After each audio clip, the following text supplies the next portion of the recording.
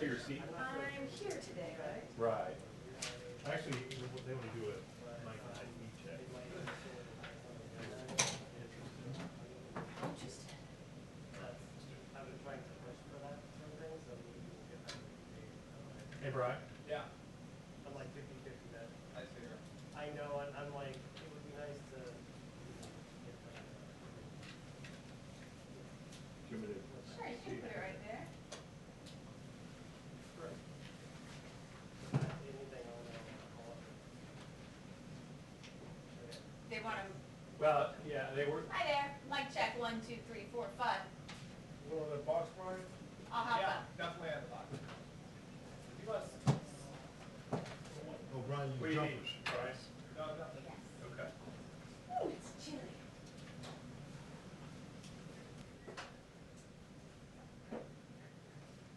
May I interrupt or? Yes.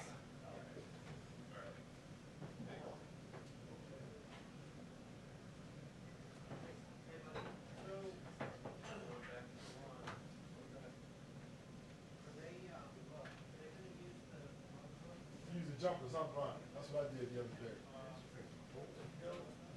Use jump cables. That's cool. Because they make you do it themselves. Sometimes they do it. Sometimes they don't do it.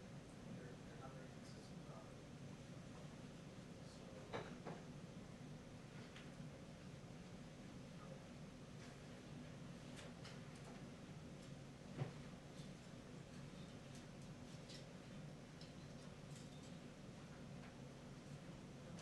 Hey, this is Jay. How are you? Hey, you guys control workloads for this thing? Okay. Well, the one like you guys do with the pasta is, okay. Thank you.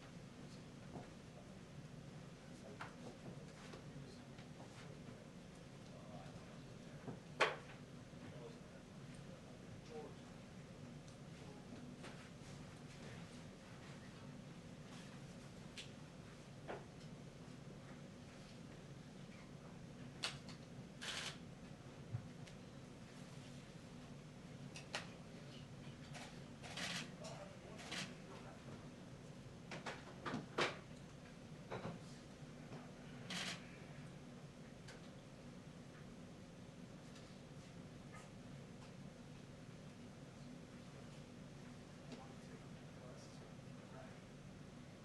Hey, dear, FYI, you're in the shot, so.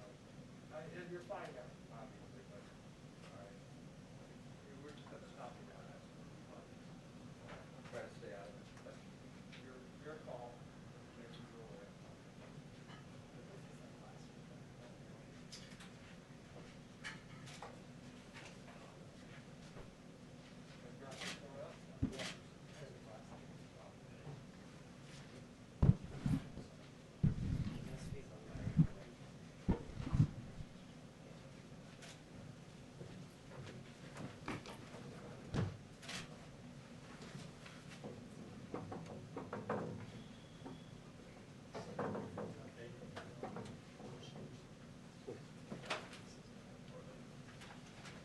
Hey, what's going on? Yeah.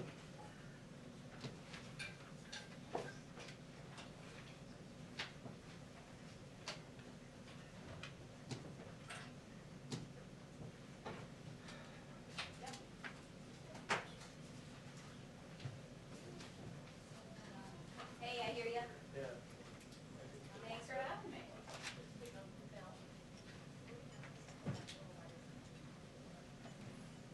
Correct. How you doing? It's on our rotation, so. Did you do that on? Got it. Yesterday.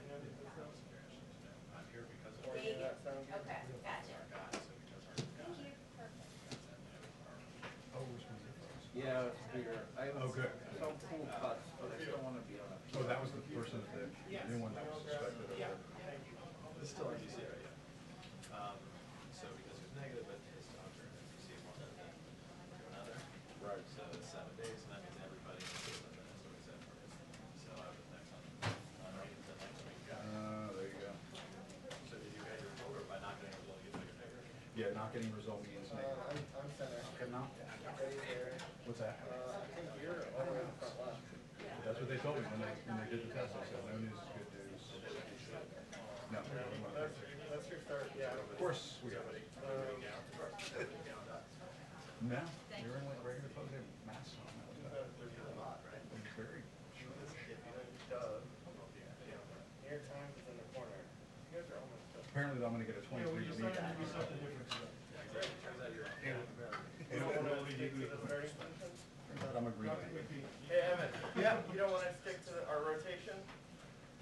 I just asked if it was okay. If you want to switch it, that's fine. I mean, I don't care. Yeah, But that's just been We've already gone through Yeah, the middle of it, you. Yeah, I asked We're him. gonna go through this. Okay, that's fine. So I'm over there. You can do whatever you want. Your position is that's your in the rotation. Hey, NBC, should I hear you? Should you hear me? You're. Hey, Peter. Yeah. I put your card back in here. All right, thank you.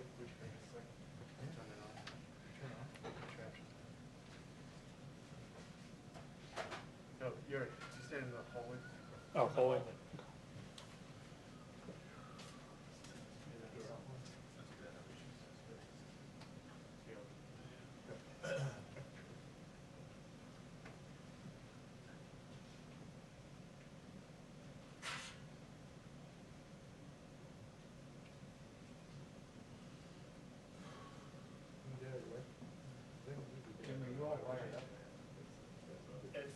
No, I don't, Ridiculous. The whole point is that everybody gets a. I don't think they're coming on me right now. But I see the stuff. Exactly. Ridiculous.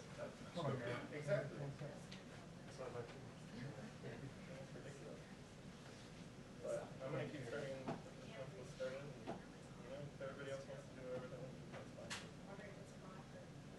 This only happens in. You're not? It's true. Takes it away. Sucks because like it's my end of the day. That's your only day, that is the only day that you're time. Delayed till 5 p.m., the briefing is delayed until 5. It doesn't matter though. Don't say it. I think they're ready. I mean, yours. They're ready to call it. He's right there, front left. And that's the only time this week you'll get to do that.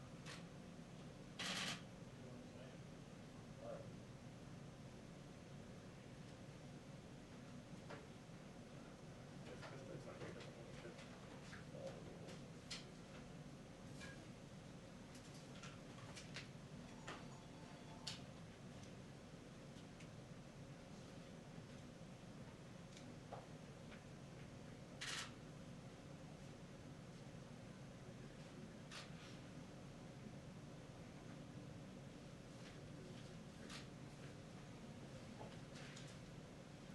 Well, David, President Trump says that we're getting an earlier than usual briefing today because it is Good Friday.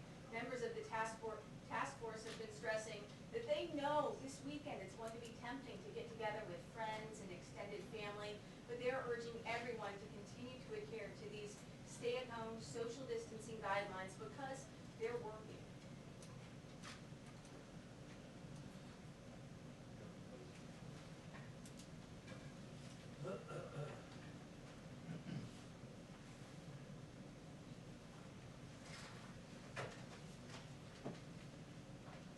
So as the curve begins to flatten and these death toll projections decline, the question everyone has been asking this week is, when is the U.S. economy finally going to reopen? And just yesterday, the White House's top economic advisor, Larry Kudlow, he predicted that was going to be within 4 to 8 weeks. But just 1 hour ago, New York Governor Andrew Cuomo said that he believes that his state is not going to be able to fully reopen until he gets many more tests. He says that the country needs a mind-boggling amount of new tests, and he's asking President Trump to use the Defense Production Act to rapidly scale up testing.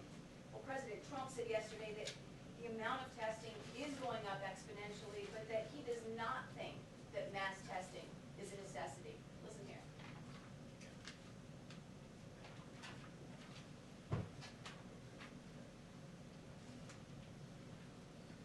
The briefing will begin at 1:30. Joy.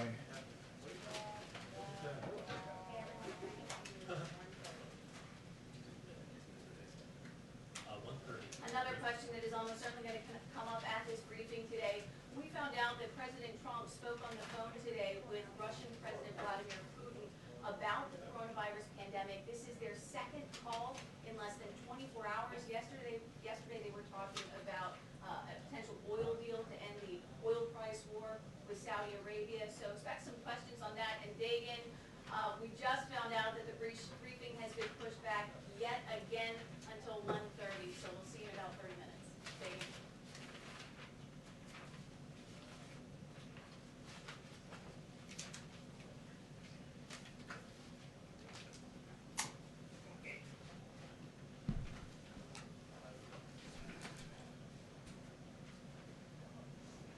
I knew that was gonna happen. Yeah.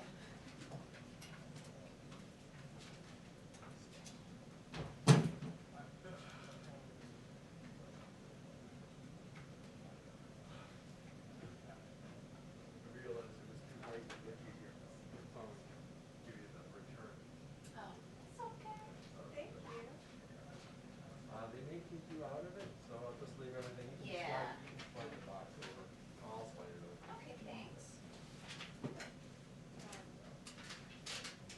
You got the box, you can keep the cord. Yep. I got it. Thank you. Okay.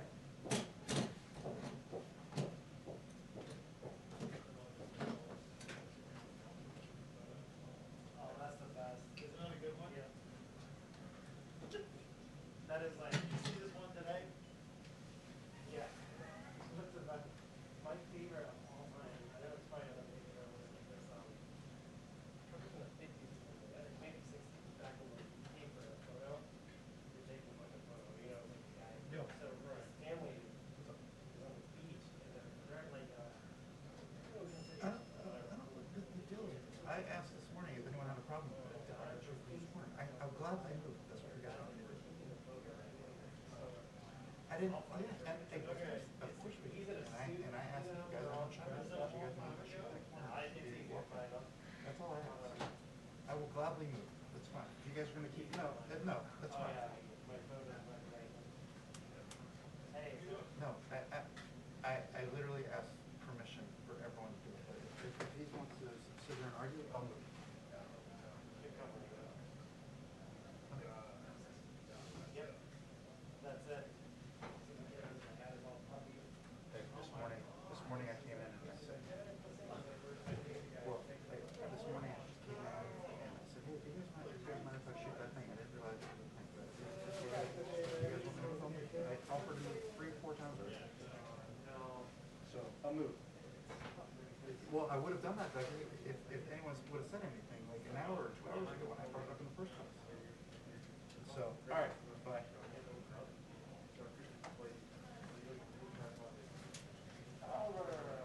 I mean, it's perfect for all the way. It needs to be like a small plate.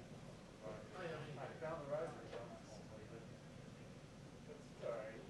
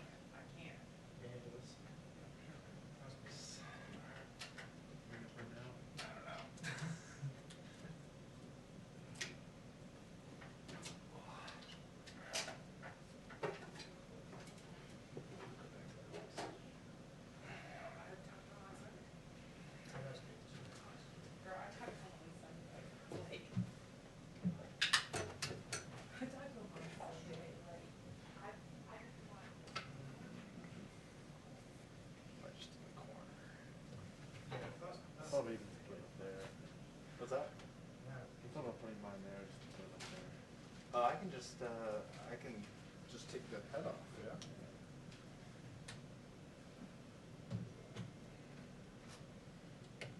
Not today, no, it's very windy.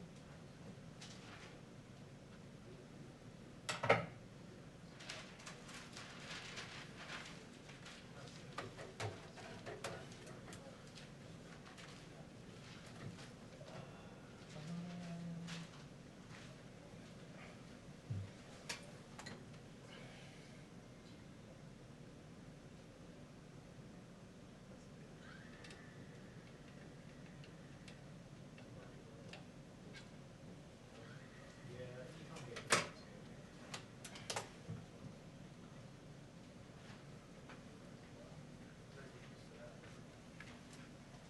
Well, just work.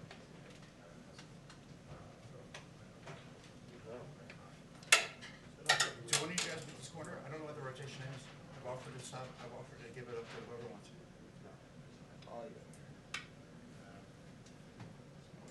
got to take seriously. I thought this was handled 3 hours ago, and I asked everyone if it was okay. We all came full time?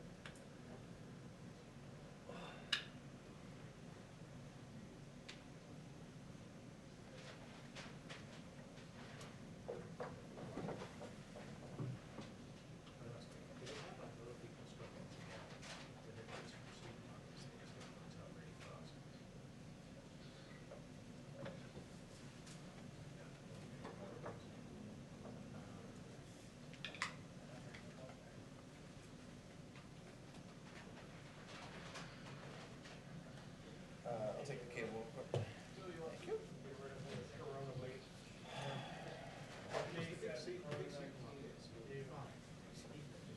Last couple days, it's actually not snagging. It's the local ones.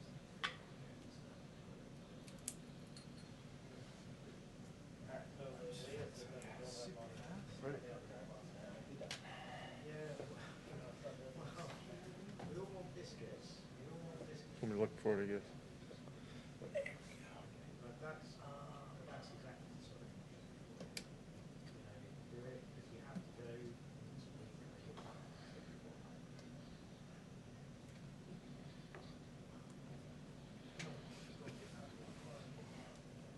Yeah, of course.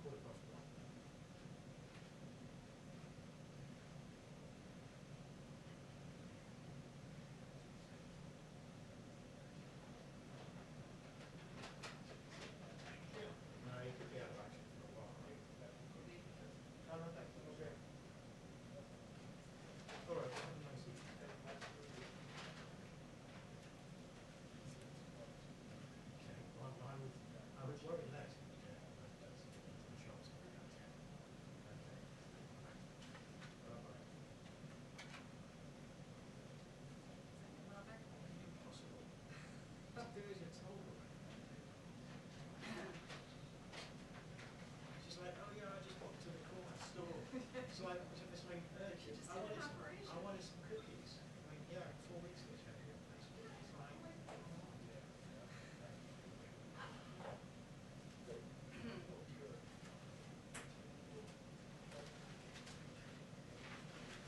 I think she's pretty. I need to put camera down. Okay. She's what?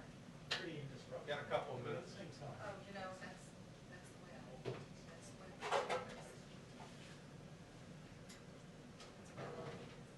Yeah, right. I think Boris Johnson. It's take. Yeah, there's a good piece written by one of my friends, saying he's the sort of man that influences society.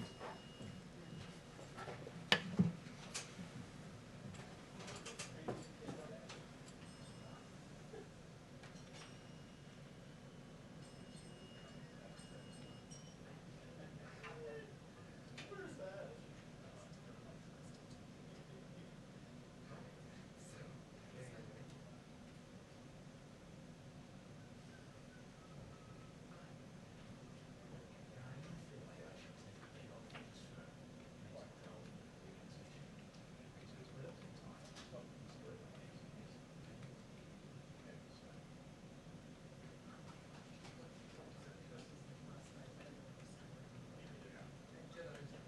Everything else, Bob.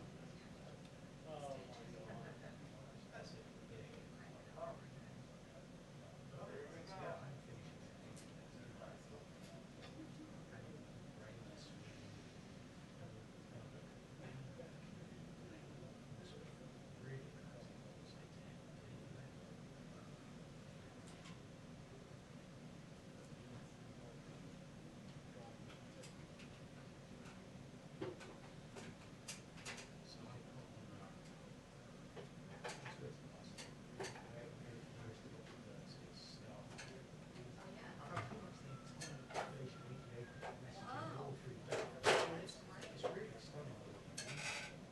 That was quick. I'm impressed. I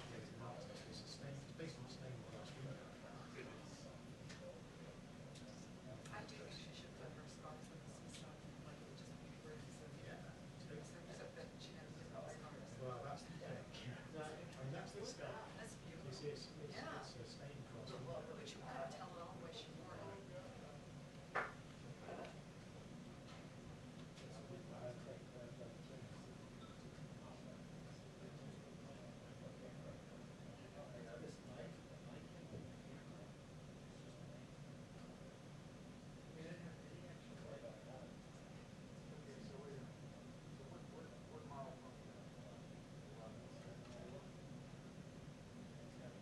Is the 19 on the 10?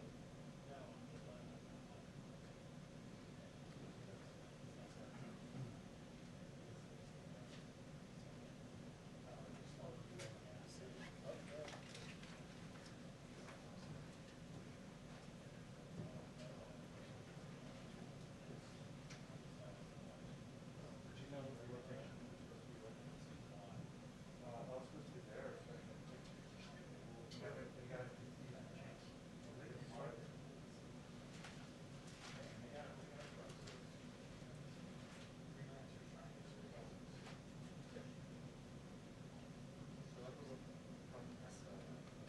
So Evan, you are, Evan, you right there? In the corner? Yeah, right on this thing. Okay, Reuters is here. Okay. I'm right here. I'm here. Huh? Yep, you're there. I'm here. Evan, then the, yeah, yeah,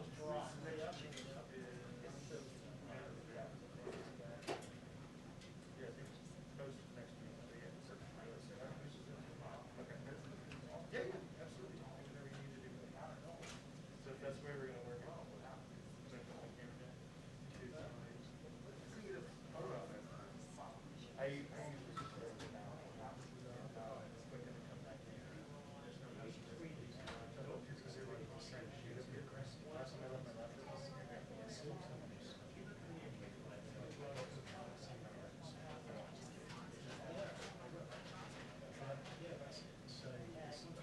What happened?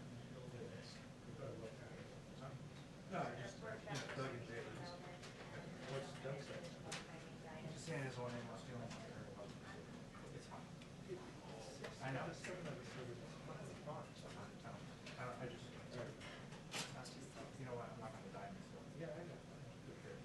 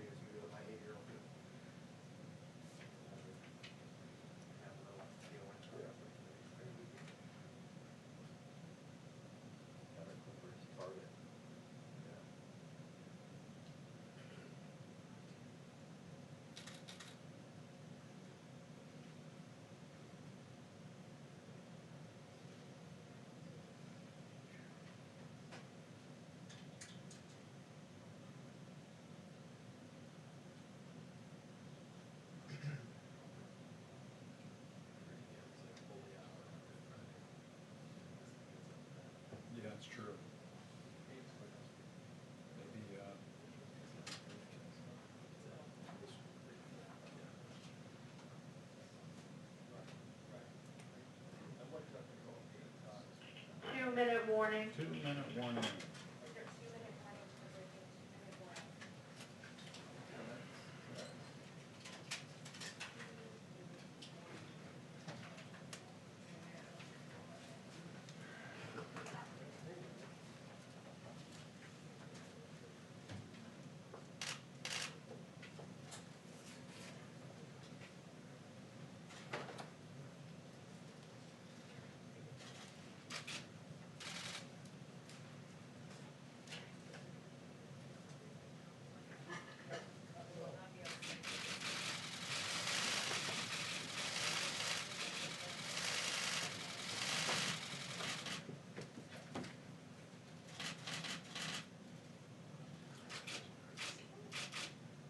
Rotation again. This was a different rotation. You rotate every day. No, but this was a different cycle than you did before.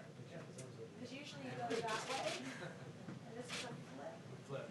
In our group, we're flipping, because ours was now that they had the person that was tested, so we're flipping again. Keeping you on your toes. Yeah, because this is not normal rotation. Can't get too Okay. comfortable. Watch this carefully.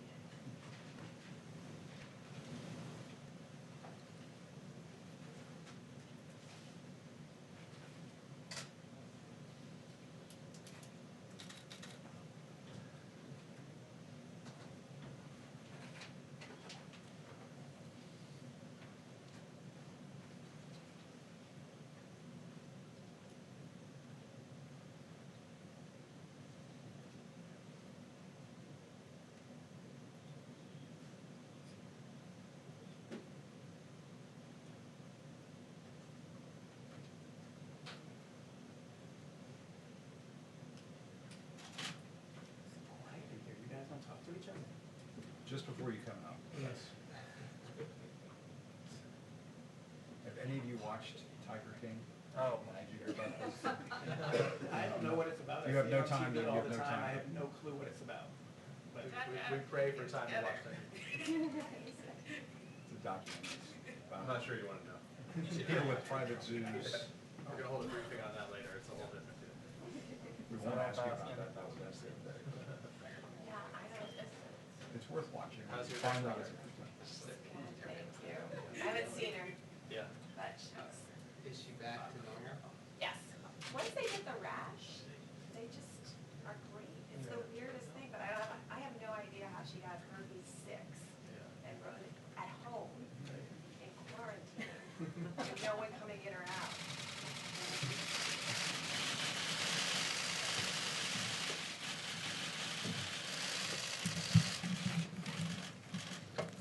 Thank you very much, everybody, and good afternoon. Today is Good Friday, and this Sunday, millions of Christians celebrate Easter and the resurrection of Jesus Christ. At this holy time, we pray that God will heal the sick and comfort the heartbroken and bless our heroes. As American families look forward to Easter, we're reminded that our story ends not in despair, but in triumph and renewal. Very appropriate, isn't it? I'd like to provide Americans an update on our ongoing efforts in the war against the invisible enemy. Before I do that, I'll have a couple of notes. The United States, in discussions last night with Mexico, Saudi Arabia, Russia, and in dealing with OPEC nations, we are trying to get Mexico, as the expression goes, over the barrel. And Mexico is committing to do 100,000 fewer barrels. The President and I spoke last night. We have a great relationship, great friendship. They're helping us very much at the border. They have 27,000 soldiers, Mexican soldiers, on our border right now, stopping people from coming into our country as our wall goes up. We're up to about 168 miles of wall. And in speaking with the president, they have a limit. The OPEC nations have agreed to a different limit, reduction of about 23%. So what I thought I would do, and I don't know that it's going to be accepted, we'll find out. The United States will help Mexico along, and they'll reimburse us sometime at a later date when they're prepared to do so. and we had a great conversation, but we'll find out how that all works out. As you know, they're trying to get rid of the glut of oil. There's a tremendous glut of oil, and we don't want anything to hurt our incredible industry. We're actually the largest producer in the world now, so we don't want anything to hurt those jobs, those great jobs in Texas and North Dakota and Oklahoma and everywhere. We have a tremendous energy, New Mexico, tremendous energy business, and we want to keep those jobs. So we're working on it. I think eventually it's going to work out. May work out quicker than what most people thought possible, and maybe it won't, but it'll work out eventually.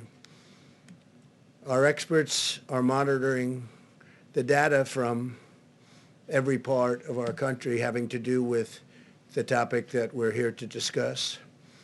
In the midst of grief and pain, we're seeing clear signs that our aggressive strategy is saving countless lives. Tremendous progress is being made, although when you look at some of the numbers, I just spoke with Governor Cuomo, we had a good talk. When you look at those numbers, the numbers of death, people that have died, it's so horrible. Now, on the other side, you have the numbers of beds being used, we were just saying, are substantially reduced. That's usually the sign that it's heading in the downward curve. So New York, we know where that is. But in the midst of all this grief and this pain, we're seeing these signs, and we're seeing them very strongly. And a lot of that has to do with the aggressive strategy in saving so many lives. We're saving so many lives compared to what it could have been. So nobody knows what the number is, but we had a number of 100,000 lives. As many as that is, it's impossible to even think of it. And that was the low end, with a tremendous amount of work and a tremendous amount of, you can call it many different things. Our people had to be extremely strong and brave to be able to put up with what they've put up with. But the minimum, if you did this, social distancing, and every other aspect, and I think I can say 90%, maybe even more than that, we're able to do it. The minimum number was 100,000 lives, and I think we'll be substantially under that number. Hard to believe that if you had 60,000, you can never be happy, but that's a lot fewer than we were originally told and thinking. So they said between 100 and 220,000 lives on the minimum side, and then up to 2.2 million lives if we didn't do anything. But it showed a just tremendous resolve by the people of this country. So we'll see what it ends up being, but it looks like we're headed to a number substantially below the 100,000. That would be the low mark. And I hope that bears out. The situation in Detroit and New Orleans appears to be stabilizing. Detroit is really started to go up, and now it is stabilizing. And New Orleans is a great place. I have so many friends there. They can't believe what's happening, but it's really stabilized. I spoke with the governor of Louisiana, and as you know, we're building them additional beds right now, the Army Corps of Engineers and FEMA, and that is going to be done, and I hope they're not going to be very well used, because I think they've really, I don't think they're going to need them, or certainly not very many of them. We built them a big hospital of 1,000 beds, and now we're in the midst of doing another 1,000. I don't think they're going to be using very many of them, and that's a good thing. There was a time 2 weeks ago when we said that's not going to be nearly enough. We're going to have to build more, but we wanted to wait to see, and I'm glad we waited. It just looks like they're doing really well. Louisiana and the state of Michigan is doing really much better than we thought. In Washington State, we've made enough progress that the governor is now able to return an Army field hospital, so we're going to take that hospital.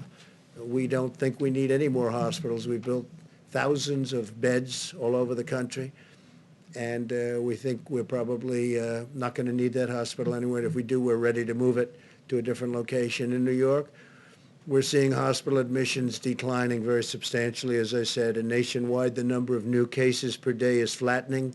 substantially, suggesting that we're near the peak and our comprehensive strategy is working. Over time, our guidelines to slow the spread are decreasing the rate of new cases very substantially and will result in fewer hospital admissions, and we're seeing that. It's incredible. I think with no exceptions, it's looking like it's lower. And again, that's because of the people doing what they had to do, great people, and working with elected representatives and the doctors, the nurses, and everybody. I mean, just everybody. So everybody so has been so amazing. I was told this morning again, please mention all of those people working in the grocery stores, and it's true. The checkouts and the clerks and the people that are really, and a number of those people have become infected. So we want to thank them and a shout out to them. With the tireless devotion of American doctors and nurses and all of the medical people, we've kept our fatality rate very, very low compared to other countries.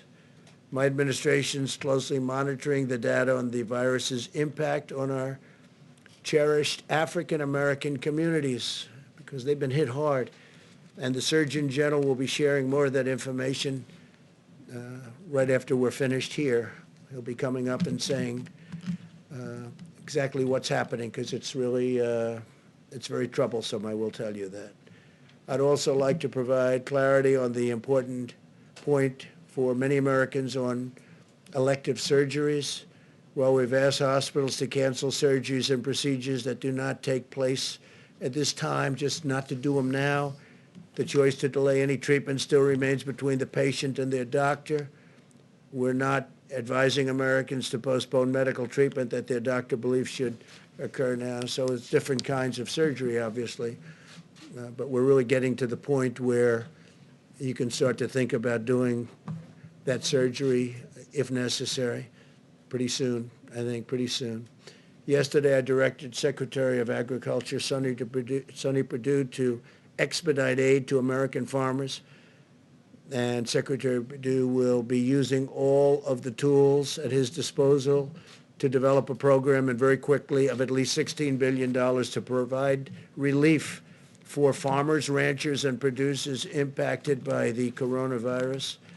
In this time of crisis, we must keep our supply chains moving from the beginning, right from beginning to end, and we're committed to supporting the amazing men and women who produce supply. I did last night a statement on social media, and I said, I have directed Secretary Sonny Perdue to expedite help to our farmers, especially to the smaller farmers who are very, very badly hurting right now.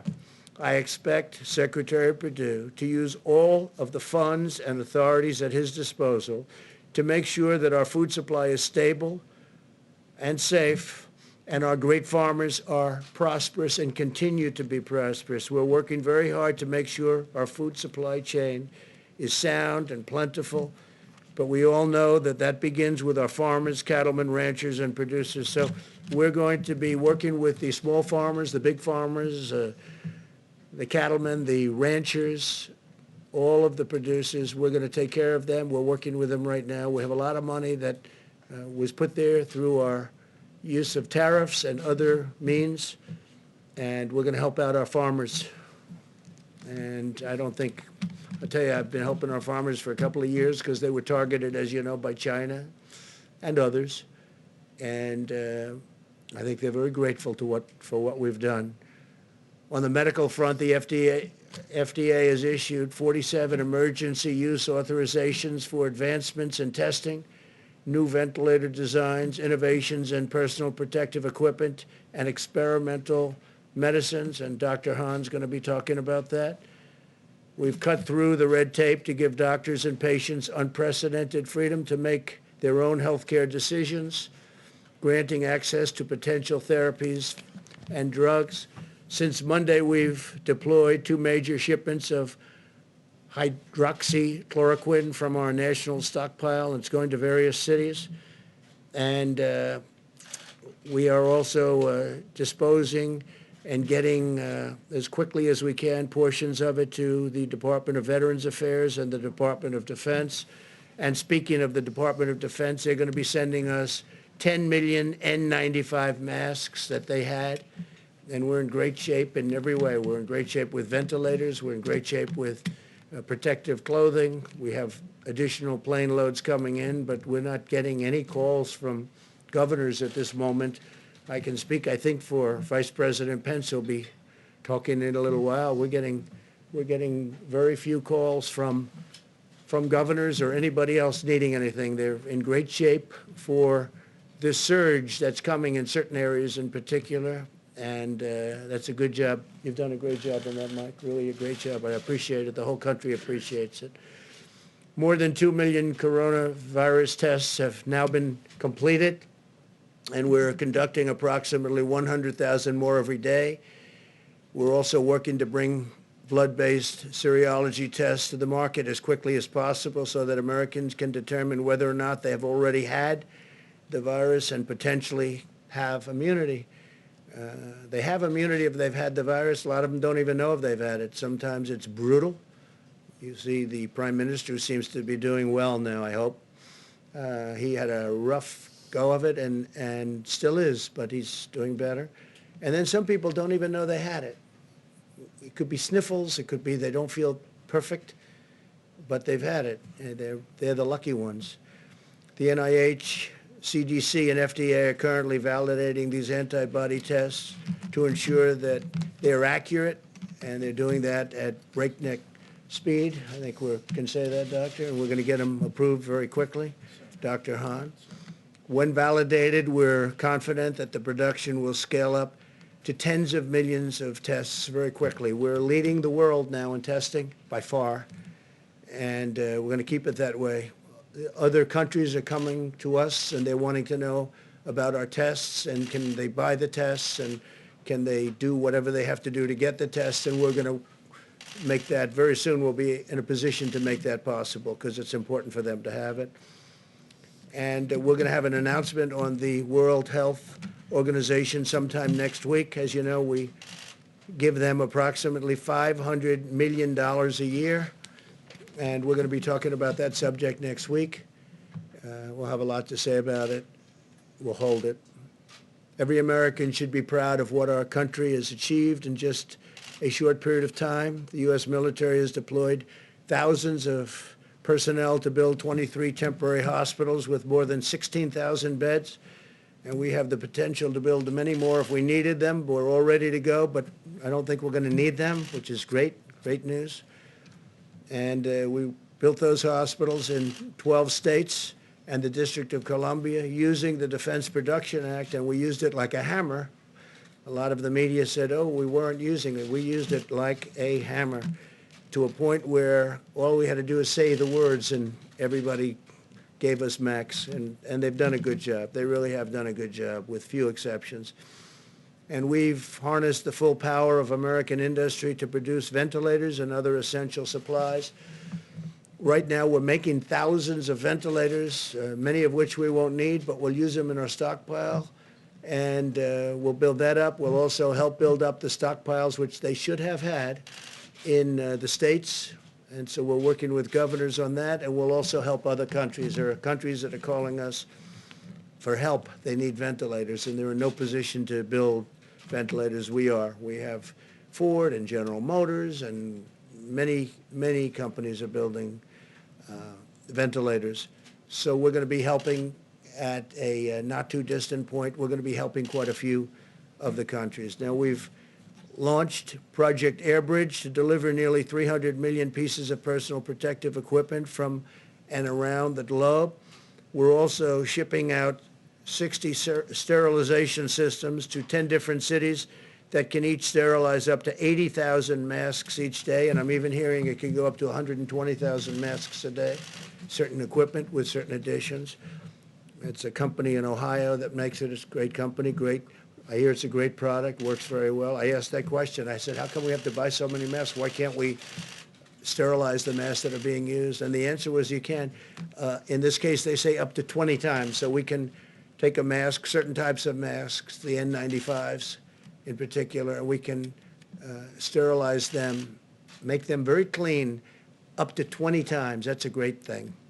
In addition, we passed the largest emergency economic relief package in American history to save the U.S. economy and protect the American worker. As you know, this past week, which was 4 active days on the stock market, Good Friday today is not included. The markets are closed. In 4 days, we had the biggest market increase, stock market increase that we've had in 50 years. That tells you that there's a pent-up demand. That tells you they want to get back. There's something good going to happen. I really believe that. There's something very good going to happen. We have to get back. So think of it, in this horrible period, this horrible, dark period where this monster came and worked its horrible, horrible spell over the world. 184 countries as of this morning. 184 countries.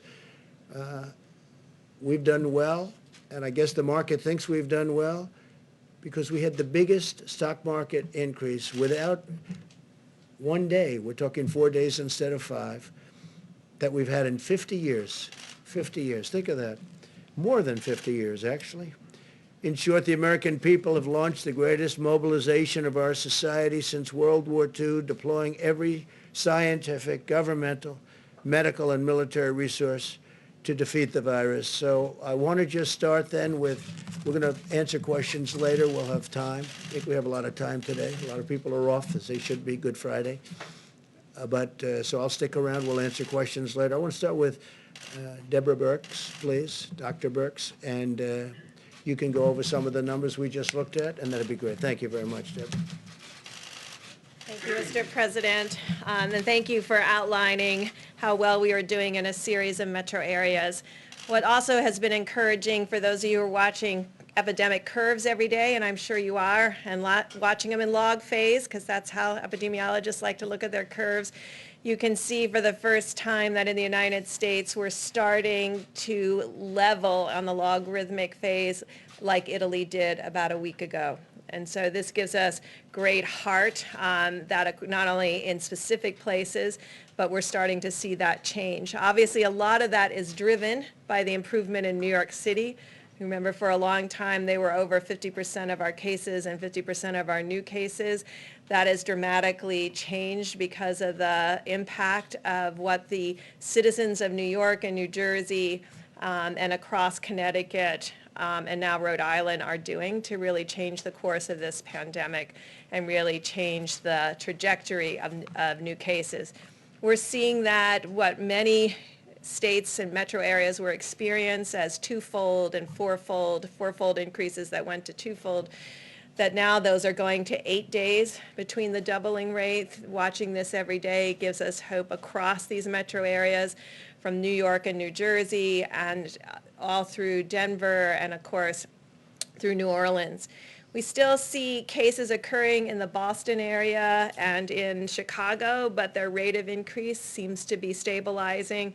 And we really want to call out the work of the mayors of Baltimore and the district and Philadelphia, who have really brought all of their health experts together and working with their communities are starting to really change the curves in those areas. What we're seeing is we're united in social distancing. And that's been very encouraging to all of us. And it should be encouraging to the healthcare providers that are on the front line, many of which are serving our Americans with such dignity and respect and ensuring that everybody gets optimal care. And as the President noted, our mortality in the United States is significantly less than many of the other countries when you correct them for our population. And that is really solely the work of our frontline healthcare providers. And so working with, you can really, hopefully you get the theme today that we are incredibly proud of our public health leaders at the city level, at the state level, at the federal level, who are working together to really change the course of this pandemic, working with their citizens and their communities to make these changes. And the American public, who have really taken all of this to heart and stayed home. I know last week we really asked a lot of people in the Washington and Baltimore area to consolidate not go out frequently to grocery stores or pharmacies, you can really see that that's having a huge impact. So it's really about the encouraging signs that we see, but as encouraging as they are, we have not reached the peak. And so every day, we need to continue to do what we did yesterday and the week before and the week before that, because that's what in the end is going to take us up across the peak and down the other side. We continue to really applaud the work of California and Washington State and Oregon. We're learning from all three of those states, from their public health officials, about how they were able to keep the virus from ever becoming logarithmic. And I think that's an important lesson for all of us on how they did that, what the timing was in case we ever have to face this issue in the future. Thank you, Mr. President. Thank you very much, Deborah. Tony? Doctor, please. Thank you very much, Mr. President. So again, just keeping on the theme that Dr. Birx had mentioned, this is the end of the week, that famous week that we spoke about last weekend, in which what actually was predicted to happen, happened. We're starting to see the leveling off and the coming down that Dr. Birx had mentioned. But it's important to remember that this is not the time to feel that since we have made such important advance in the sense of success of the mitigation, that we need to be pulling back at all. I was actually heartened by the fact that we've been talking about the New York, New Jersey, New Orleans, and other areas where they have really big spikes. But there's other parts of the country, in the middle parts of the country, where they're concerned to make sure they don't get those spikes. And I really want to salute the governors of states throughout the entire United States, but particularly in the central part of the country, because the governors obviously see us in these press conferences, and I've had calls over the last several days from several of the governors, from Nebraska, Iowa, South Dakota, Utah. Just about an hour and a half ago, I spoke with the governors of Arkansas and Wyoming, who are really committed to make sure that they don't get into the situation where they're going to have spikes in their state. And they're doing the kinds of things that they don't get recognized because people don't talk about them much.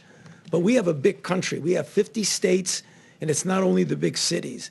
So if we're going to pull out of this, we're going to pull out of it in the big cities, and we're going to pull out of it in those areas that aren't as densely populated.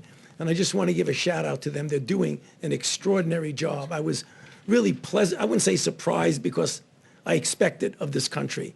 But to hear what they're doing and the commitment that they're putting into making sure that we don't have the kinds of situations that we've experienced, unfortunately, in other areas, this is very important.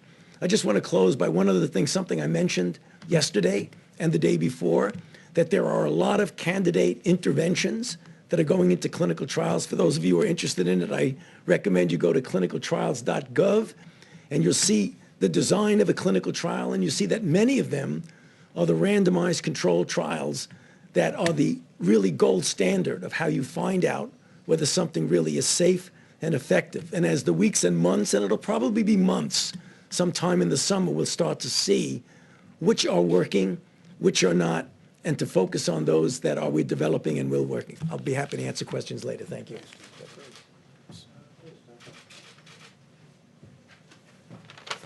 Thank you, Mr. President. The White House Task Force has been very focused on increasing the supply of personal protective equipment for our great providers. I was one of those providers a few months ago, and I can tell you nothing is more important than making sure they have what they need. So in order to increase the supply of N95 masks, FDA has worked with industry and has now authorized 2 companies who will supply machines to sterilize N95 masks. Admiral Polovchek and FEMA are purchasing on behalf of U.S. government 60 sterilization machines, as mentioned by the President. And they will be positioned around the country to increase the amount of supply of N95 masks.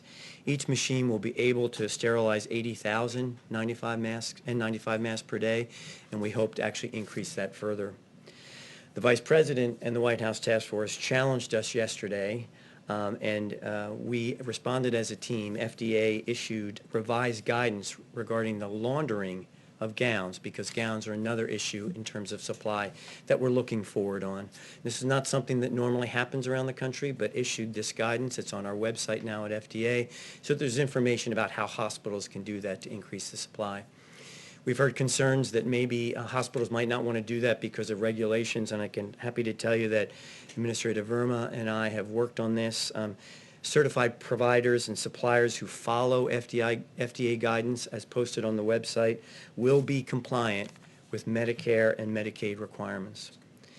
And then finally, last week, FDA provided guidance to manufacturers on manufacturing specifications for cloth gowns. This is another attempt to increase the number of gowns. Typically, it's plastic or other types of materials. And this guidance, if followed, can be used by manufacturers to actually make these gowns, and no further regulatory red tape will be necessary. They can go into circulation. Thank you. Thank you. Thank you, Mr. President. Good afternoon, everyone. I started off the week talking about the challenges that lie ahead, and I want to finish the week just by reiterating what you've heard. Mitigation works. It definitively and quantitatively is working, and I want to say thank you to America for your efforts to help flatten the curve and to save lives. But at the President's direction, yesterday I met with 2,000 Hispanic leaders from their communities, and today the Vice President led a phone call that I was on with hundreds of African American leaders, including the Reverend Jesse Jackson, including Derek Johnson of the NAACP, including the National Medical Association and the Black Nurses Association, to talk about some of the alarming trends we're observing regarding the impact of COVID-19 on communities of color.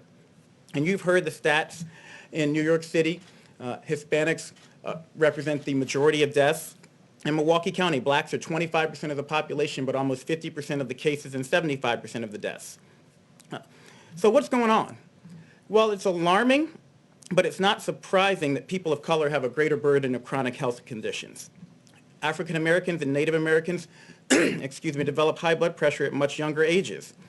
It's less likely to be under control and does greater harm to their organs. Puerto Ricans have higher rates of asthma, and black boys are 3 times as likely to die of asthma as their white counterparts. As a matter of fact, I've been carrying around an inhaler in my pocket for 40 years out of fear of having a fatal asthma attack. And I hope that showing you this inhaler shows little kids with asthma all across the country that they can grow up to be Surgeon General one day. But I more immediately share it so that everyone knows it doesn't matter if you look fit. If you look young, you are still at risk for getting and spreading and dying from coronavirus. The chronic burden of medical ills is likely to make people of color, especially, less resilient to the ravages of COVID-19, and is possibly, in fact, likely that the burden of social ills is also contributing. Social distancing and teleworking we know are critical, and you've heard Dr. Birx and Dr. Fauci talk about how they prevent the spread of coronavirus, yet only 1 in 5 African Americans and 1 in 6 Hispanics has a job that lets them work from home. People of color are more likely to live in densely packed areas and in multi-generational housing situations, which create higher risk for spread of a highly contagious disease like COVID-19. We tell people to wash their hands, but a study showed 30% of the homes on Navajo Nation don't have running water. So how are they going to do that? In summary, people of color experience both more likely exposure to COVID-19 and increased complications from it. But let me be crystal clear. We do not think people of color are biologically or genetically predisposed to get COVID-19. There is nothing inherently wrong with you, but they are socially predisposed to coronavirus exposure and to have a higher incidence of the very diseases that put you at risk for severe complications of coronavirus. But as the Vice President shared on the call this morning, this history, and I want you to hear me say this, it does not have to be our nation's future. We're taking steps now in the midst of the COVID-19 pandemic to reach, protect, and strengthen all communities impacted by this disease, and especially our communities of color. More details will be forthcoming, but we are actively working, as the Vice President and the CDC Director laid out today, data collection, targeted outreach to communities of color, and increasing financial, employment, education, housing, social, and health supports so that everybody has an equal chance to be healthy. And I want to close by saying that while your state and local health departments and those of us in public service are working day and night to help stop the spread of COVID-19 and to protect you regardless of your color, your creed, or your geography, I need you to know you are not helpless. And it's even more important that in communities of color, we adhere to the task force guidelines to slow the spread. Stay at home if possible. If you must go out, maintain 6 feet of distance between you and everyone else, and wear a mask if you're going to be within 6 feet of others. Wash your hands more often than you ever dreamed possible. Avoid alcohol, tobacco, and drugs. And call your friends and family. Check in on your mother. She wants to hear from you right now. And speaking of mothers, we need you to do this, if not for yourself, then for your abuela. Do it for your granddaddy. Do it for your big mama. Do it for your pop-pop. We need you to understand, especially in communities of color, we need you to step up and help stop the spread so that we can protect those who are most vulnerable. This epidemic is a tragedy, but it will be all the more tragic if we fail to recognize and address the disproportionate impact of COVID-19 and an array of other diseases and risk factors on communities of color. The task force and this administration are determined not to let that happen. The president, the vice president have said we will not let that happen. We can't fix these issues overnight, but I promise you we will work with your communities to quickly and meaningfully move the needle in the right direction. Nothing less than the fate of our families and friends. My family and friends depends on it. Thank you very much, Richard. Thank you. Mike, please. Thank you, Mr. President. Today, the White House Coronavirus Task Force met and heard from the President the gratitude that he and I know all the American people feel for all the dedicated workers at FEMA, HHS, U.S. Public Health Service, FDA, and all those that are literally working on your behalf around the clock to partner with states, to partner with local health officials. And Mr. President, allow me to add my thanks and admiration to all of the entire team here at the federal level. On this Good Friday, we remember those who've lost their lives to the coronavirus. We remember their families, our dedicated healthcare workers, and our first responders. And we do well on this special day for Christians across this country to remember them in our prayers. But as you just heard from Dr. Birx and from the experts, it's also a good day to remember that Good Friday is always followed by Easter Sunday. And there is hope. There's hope in this moment that thanks to what the American people are doing every day, adhering to the President's coronavirus guidelines for America, thanks to the fact that Americans are listening to state and local leaders and putting the health of their family members and neighbors first, we're getting there, America. We're making progress. But it's imperative that we all continue to implement all of the guidance in the 30 days to slow the spread.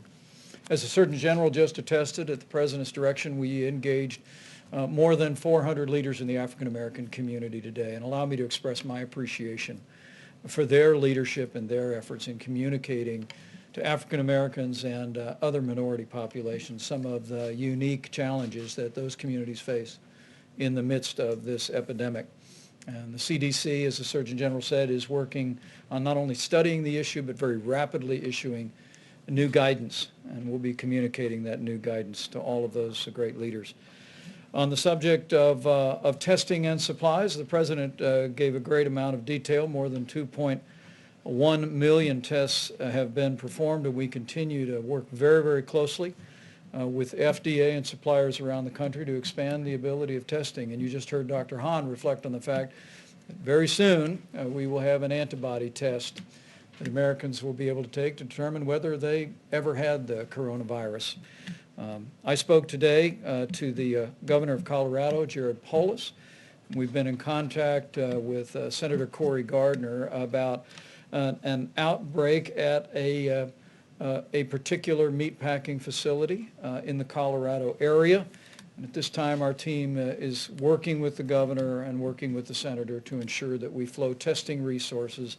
At this point, there are some 14 people hospitalized, maybe 200 to 300 of the workforce have been impacted, and we spoke about providing those resources this weekend. I want to encourage people in Colorado that we will work to support that effort, but I also want to emphasize that all the people that are working in food supply, from farmers to meat packers to distributors to truckers to grocers, continue to have our gratitude, as President Trump said just a few moments ago. On supplies, more than $5 billion have been obligated to the states. 29,600 National Guard have been activated. And at the President's direction, more than 4,700 active duty military personnel have been deployed, medical military personnel in 9 states, focusing on the areas of most significant epidemic. Air Bridge, 26 flights have been completed. 4 flights are scheduled to arrive today, bringing 250,000 gowns, 25 million pairs of gloves. 54 more flights are scheduled, literally bringing in supplies from around the world. Finally, let me say, as we go into this very special weekend, into Easter services, I know I speak on behalf of the President when I say how grateful we are to all of the churches that have been there, and their ministries have been working under great difficulty to continue to provide for the needs of your members. There have been food drives, there have been phone calls, and ministry has continued, and we are grateful for the role on this Holy Week that our churches, our synagogues, and all of our houses of worship have played. On their behalf, allow me to remind you that even if you're not in the pew this Easter Sunday, if you are able, it's still a good idea to give, because those ministries continue to go forward, and we encourage you. We encourage you to continue to support them. We also want to say very respectfully to all the church communities around this country and all the places of worship to continue to heed the guidelines issued in the President's coronavirus guidelines for America. We know it's difficult in this time of year, particularly, Mr. President, to avoid gatherings of more than 10, but we're grateful that so many churches, synagogues, and places of worship have done just that, and we urge you to continue to do it. And to my Christian brothers and sisters across the country, let me encourage you with the words. We should all remember that Jesus said, wherever 2 or more are gathered, there he is also. And so you can worship, you can celebrate Easter, and know that you'll be blessed in so doing, and you'll be serving the nation.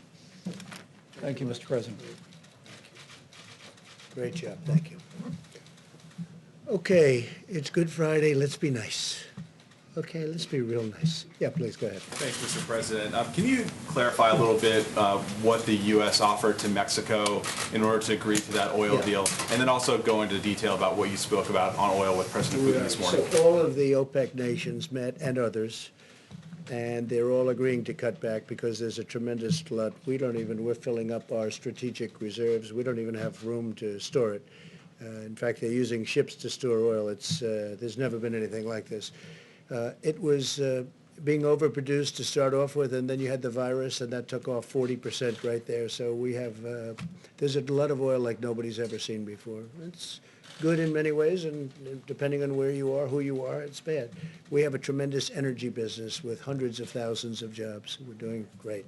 Number 1 in the world. So they all got together, and they said, we're going to cut it because we have to get rid of this tremendous supply. Now, the good news is gasoline prices, I'm seeing 90 cents, 85 cents in different parts of the country a gallon. Nobody's ever seen that. I guess you have to go back to the 1950s where they had the big, large dollar bills. Remember? You don't remember. You're too young. But the fact that you have to go back a long ways to see it. So there's some good. The airlines are trying to come back. Having low fuel costs is good for them, and other reasons. Steel manufacturing, but a lot of the steel goes to building what we do for the oil and engineering firms. So, you know, that's a double-edged sword. But we want to keep our energy. We want to remain independent. We will remain independent, I think, regardless. But we want to get rid of this tremendous overflow. There's no place to even store it. So the OPEC nations met. They've been meeting. And, you know, I've hated OPEC over the years, absolutely hated them. But obviously it broke down. And we potentially have years' worth of supply, a long time before it ever can catch up, even if they do reduce it. And they agreed, but Mexico didn't agree. It was one of the few countries that didn't agree. This is OPEC plus. These are OPEC plus countries outside, you understand? Yes. And Mexico didn't agree. And I understand the president very well. He has a level when he came in, and he wanted to keep it at that level. Oil is important for Mexico. The problem is, and I explained it very strongly, you know, you're going to be selling it for $5 or $10 a barrel, so in the end it's bad.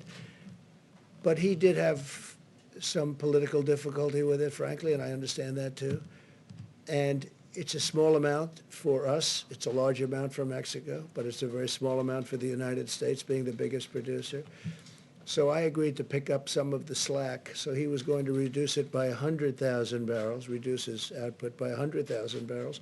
And I was going to pick up the slack, and they would make it up to us at a later date. They would make up what we're doing at a later date.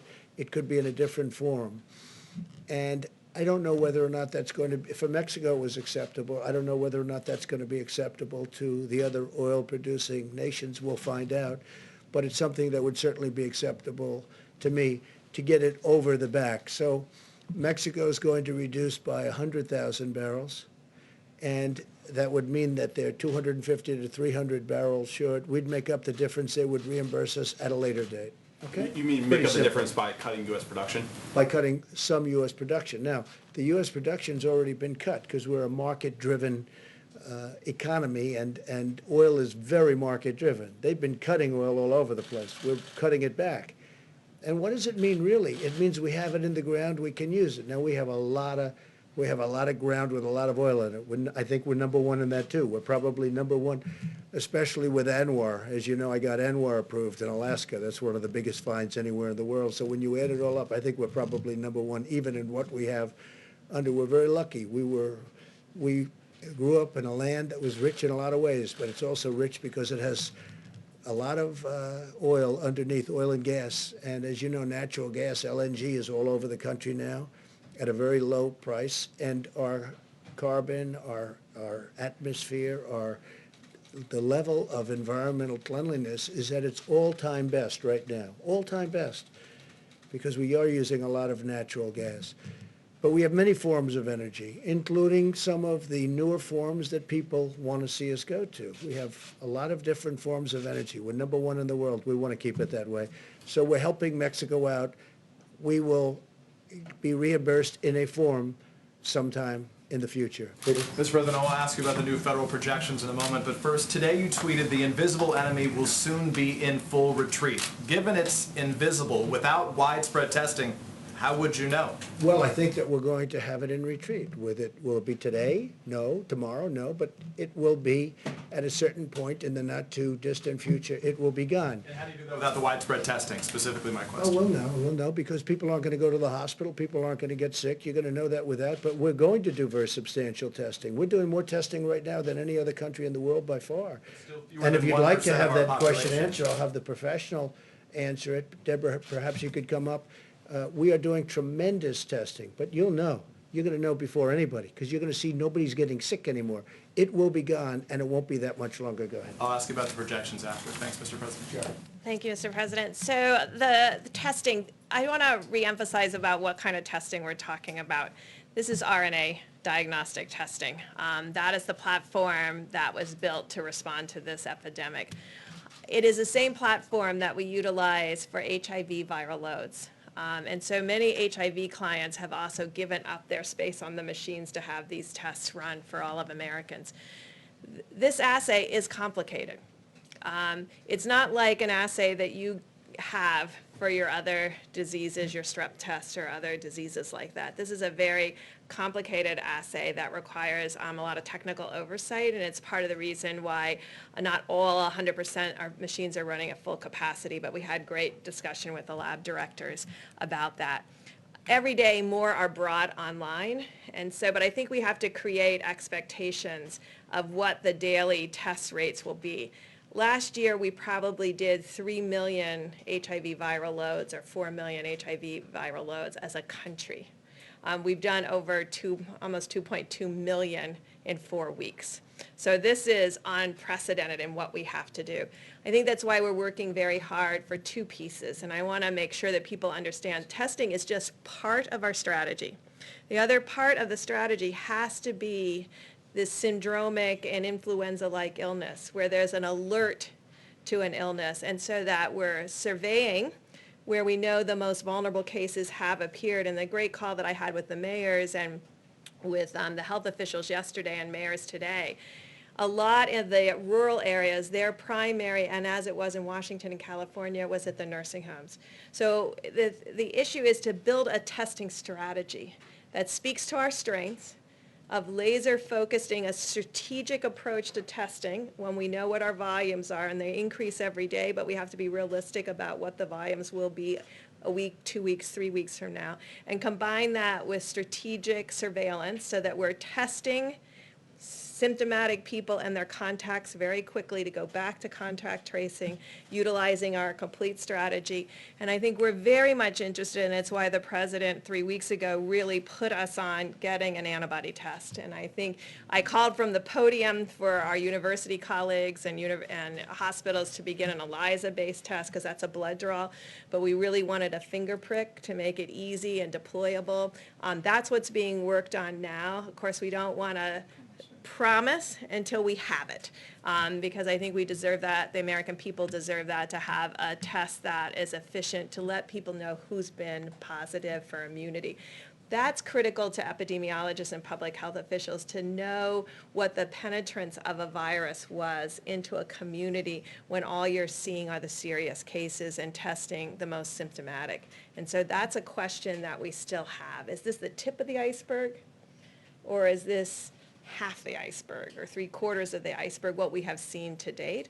And we have, I just want to complete the thought by saying, in the areas where we had an outbreak, these large metros, Louisiana, Denver, Detroit, Chicago, New York, New Jersey, but per capita, we've done more tests than any other place in the world. That was intentional. We focused the test where the need was the greatest and the burden of disease the greatest. And now we're trying to really see how strategically that very valuable resource can be utilized around the countries to create a mosaic of testing combined with surveillance. Can I ask you about the new federal projections? There's new reporting today that new federal projections suggest lifting. I'd like to ask you. I'd like to ask you, if I can, about the new federal projections that suggest lifting the 30-day shelter-in-place orders would lead to a spike in infections. Have you seen those new projections from your Department of Homeland Security and HHS? I have not. When did they say this would take place? When? They said that it would take place if the 30-day shelter-in-place were to be removed. There are 3 different examples. We'll talk about that. Doctor, would you like to talk about that? Impact your thinking, though, that those... We haven't seen it. No, I haven't seen it. They haven't seen it. I guess you're saying I guess they leaked it to NBC. Huh? They didn't leak it to us. It's being reported by Nobody's others. seen it, and they're the ones that do it. It's your administration, so I asked. It's from the HHS and DOJ. Yeah, But I'll circle back. We'll and find out about it. They don't know about it. So in You want to terms, say something, Senator? First of all, Peter, I haven't seen that, so I can't quote on that.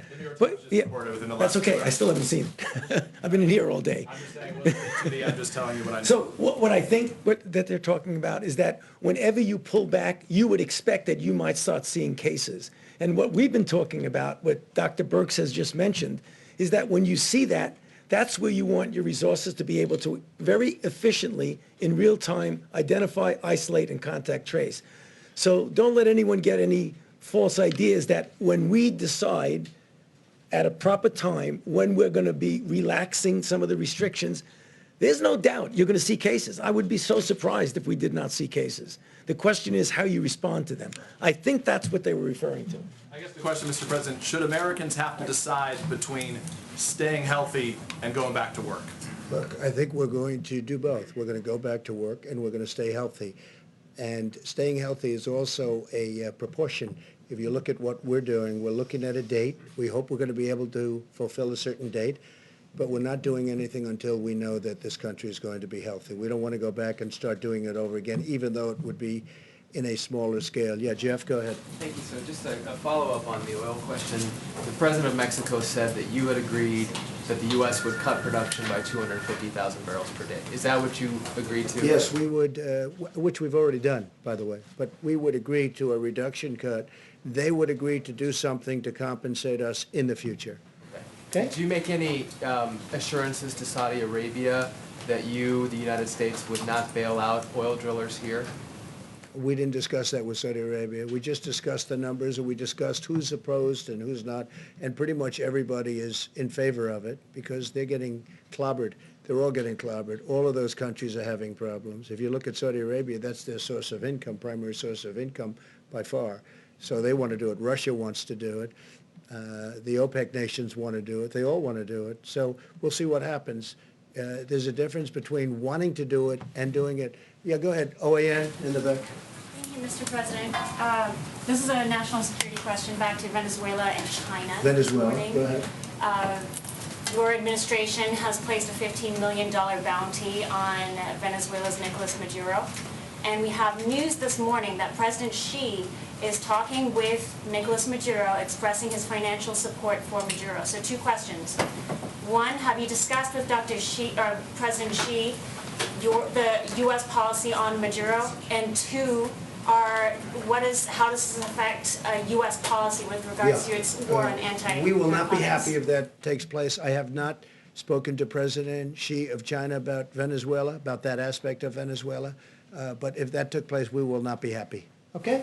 I will not be happy. Are you concerned that he's opening up another I'm concerned financial about avenue? everything. I'm concerned about everything. That's why I don't sleep a lot. I get myself concerned about everything, but I would not be happy about that. Go ahead. Mr. President, getting back to Peter's question, a variation of that question, your doctors who are gathered here seem to be in doubt as to whether or not the country can reopen on May the 1st. If they come to you before May the 1st and say the country is not ready, or huge parts of the country are not ready to reopen on May the 1st, will you listen to them? I listen to them about everything. I think they're actually surprised. I have great respect for these people, all of them. You look, and others that are working with us. I have great respect for this group. In fact, I told Tony Fauci, I said, why don't you move to New York, run against AOC, you will win easily. But he decided that he's not going to do that. Okay. I kid, by the way. You know that. Some of your allies have been bashing these doctors. Would you tell them to cut it out? I can only say this. I have tremendous respect for these people, and we've done very well. And when you look at us compared to others, we're a big nation. When you look at us compared to others, when you see how we've taken testing from a broken system that I inherited to having the best tests that anyone's made anywhere in the world, and other countries are calling us, wanting to use our technology, I have great respect for these people. I'm never saying bad about these people. If they come back to you, sir, and say, before May the 1st, we can't open on May the 1st, do you listen? I will certainly listen. I will certainly listen. You take that There are two advice. sides. Remember, I understand the other side of the argument very well, because I look at both sides of an argument. I will listen to them very carefully, though. Please, go ahead. Thank you, Mr. President. You may have seen this, but J.P. Morgan came out with a forecast about GDP growth in the second quarter. They're saying a 40% decline in the second quarter of this year. Do your economic advisors share that view? I think my economic advisors are interested in the third quarter and really the fourth quarter. And I think we have a chance to do record fourth quarter numbers because there's a tremendous pent-up demand. And you see it this week. I mean, what reason would there be other than faith in us and in this country, faith in this group, and me and our vice president and everybody, governors perhaps, you can add them into it also. What reason would that be for, in a shortened week, 4 days instead of 5, to have the biggest stock market gain in over 50 years? So I think that, to me, there's a sign. Hey, look, with all we've been down, I mean, we've never been hit. I don't know, has this country ever been hit like this? Probably not. 1917, but that was different, and it was a different time, and frankly, Europe took the brunt of it. We didn't, but it was a terrible time also, but probably never been hit like this, right? Somebody was saying, in fact, I was speaking with Governor Cuomo about it, because we were in New York City, a place we love, New York State, with the World Trade Center, and that was approximately 3,000 people. Well, we've doubled that in this same area. We've doubled that, more than double it, substantially more, and it's obviously going. We had our highest number yesterday and the day before. Okay, with all of this news, what would lead you to believe that we're going to have the best stock market week, shortened week, in 50 years? Almost broke the all-time record. You know what that is? That's a pent-up demand. Now, that's my opinion.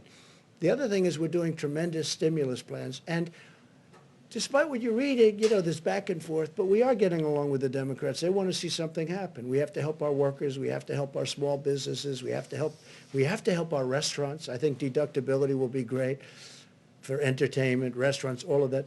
Look, I think with the stimulus, with the people, with what we've got going, with all of the things, we're going to be meeting with the airlines over the weekend. We have a great plan for the airlines. We've got to keep the airlines going. You know, it's never been a great business, but it's a very vital business for the country. We're going to be meeting with Boeing. We're going to be meeting with a lot of companies that are great companies and were great companies a short while ago. I mean, we can't let anything happen to Boeing. It's, you know, got so much potential. You talk about potential. Can anything have more potential than that? So we have a lot of very exciting things taking place. We have tremendous plans. We have tremendous stimulus. And I think we have a chance to do really well. So this quarter isn't the quarter I'm looking at. Third quarter, we start to think about it. And I think fourth quarter is going to be at a level that maybe we haven't seen before. I think our country, with the stimulus, with all that we've been through, we've learned a lot. Don't forget, we've learned about pandemics and epidemics. We've learned a tremendous amount. And with all that we've learned, as an example, we're making ventilators. We have thousands of them being delivered in the very near future. We have countries calling us, can we have ventilators? That would have been an unthinkable call. I wouldn't know what to say. They have people dying, but we needed them for ourselves.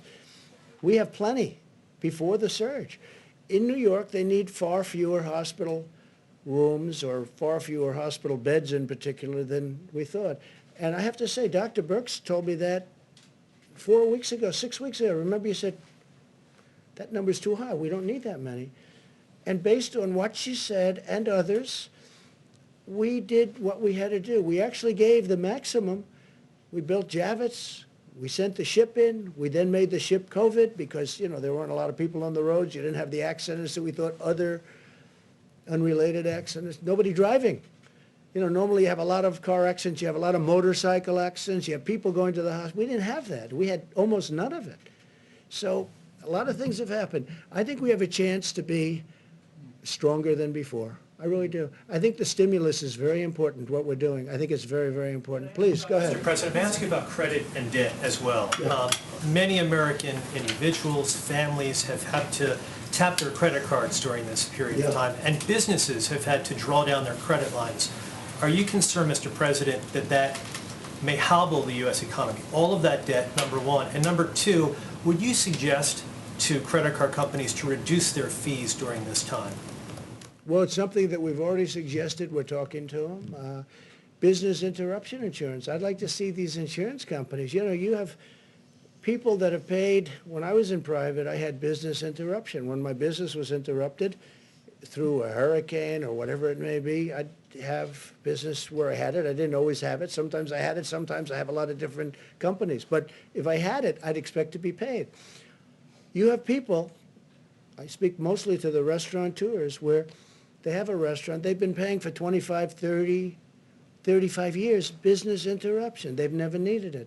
All of a sudden they need it. And I'm very good at reading language. I did very well in these subjects, okay? And I don't see the word pandemic mentioned. Now, in some cases it is. It's an exclusion. But in a lot of cases, I don't see it. I don't see reference, and they don't want to pay up. I would like to see the insurance companies pay if they need to pay, if it's fair. And they know what's fair, and I know what's fair. I can tell you very quickly. But business interruption insurance, that's getting a lot of money to a lot of people. And they've been paying for years. You know, sometimes they just started paying. But you have people that have never asked for business interruption insurance, and they've been paying a lot of money for a lot of years for the privilege of having it. And then when they finally need it, the insurance company says, we're not going to give it. We can't let that happen. Please, go ahead. Thank you, Mr. President. On March 6th, you said anyone who wants tests can get a test. Now you're saying that you would be open to reopening the government without having a national testing system. How do you square those two statements, given that there's still issues with testing going forward? And how can you tell people that they're not going to have their lives put at risk? Yeah, I got it. There's not a lot, and it's a good question. There's not a lot of issues with testing. Certain sections of if we go to Iowa, we go to Nebraska, and interestingly, Idaho is very interesting because they had a few breakouts, small breakouts, but they're very, very capable states, and they're big distances, a lot of land, a lot of opening. You don't need testing there. You know, where you have a state with a small number of cases, some states with almost none. West Virginia hung in for a long time, as you know, with none for a long time. So when you have that, you don't need testing. You don't have to test every person in the state of Iowa, as an example. You don't have to test every single person to say, let's open up and let's get the tractors moving and let's get the corn and let's open up all of the different things they do in that great state. You don't need that. And with that being said, if there's a little hot corner someplace, we'll be testing. But I think Deborah speaks to this very well. The same thing in New York. That's what we talked to Governor Cuomo about this morning. We have the Abbott test, which is very quick and very easy, goes very fast. Then we have a lesser test that we talked about where we can talk about a larger area. But you're going to know. So we're going to do testing, but you don't need to test 325 to 350 million people because, number one, it's unnecessary. Vast numbers, vast areas of our country don't need this. I think you agree with me on that. You just don't need it. Now, we have certain hot spots. So Louisiana's a hot spot, New York's a hot spot, Detroit's a hot spot. And then you have certain areas in certain hot spots that you have to even go more so. And we're doing all of that. Remember this, we've done more testing than any country in the world. And we have the best test. And we developed this over a very short period of time. Please. Can I ask you also about the African-American disparities? Yes, I have sure. a question for you and a question for the Surgeon General. Sure. For you, Mr. President, we know that these health disparities have existed for a long time among African-Americans, Latinos, and other people of color. Why did the administration possibly have a plan directed at those communities to prevent high death rates, knowing that the health disparities were there? Well, we do have a plan, and one of the things I'm most proud about is what I've been able to do for the African-American community. The lowest job numbers in the history of our country. This was for the virus, excuse me, of course. just before the virus came. Well, I'm just saying, because, you know, this has been here for 3 weeks, right? So just before, African-American community had the lowest unemployment, the best employment numbers. More African-American people and communities have been thriving.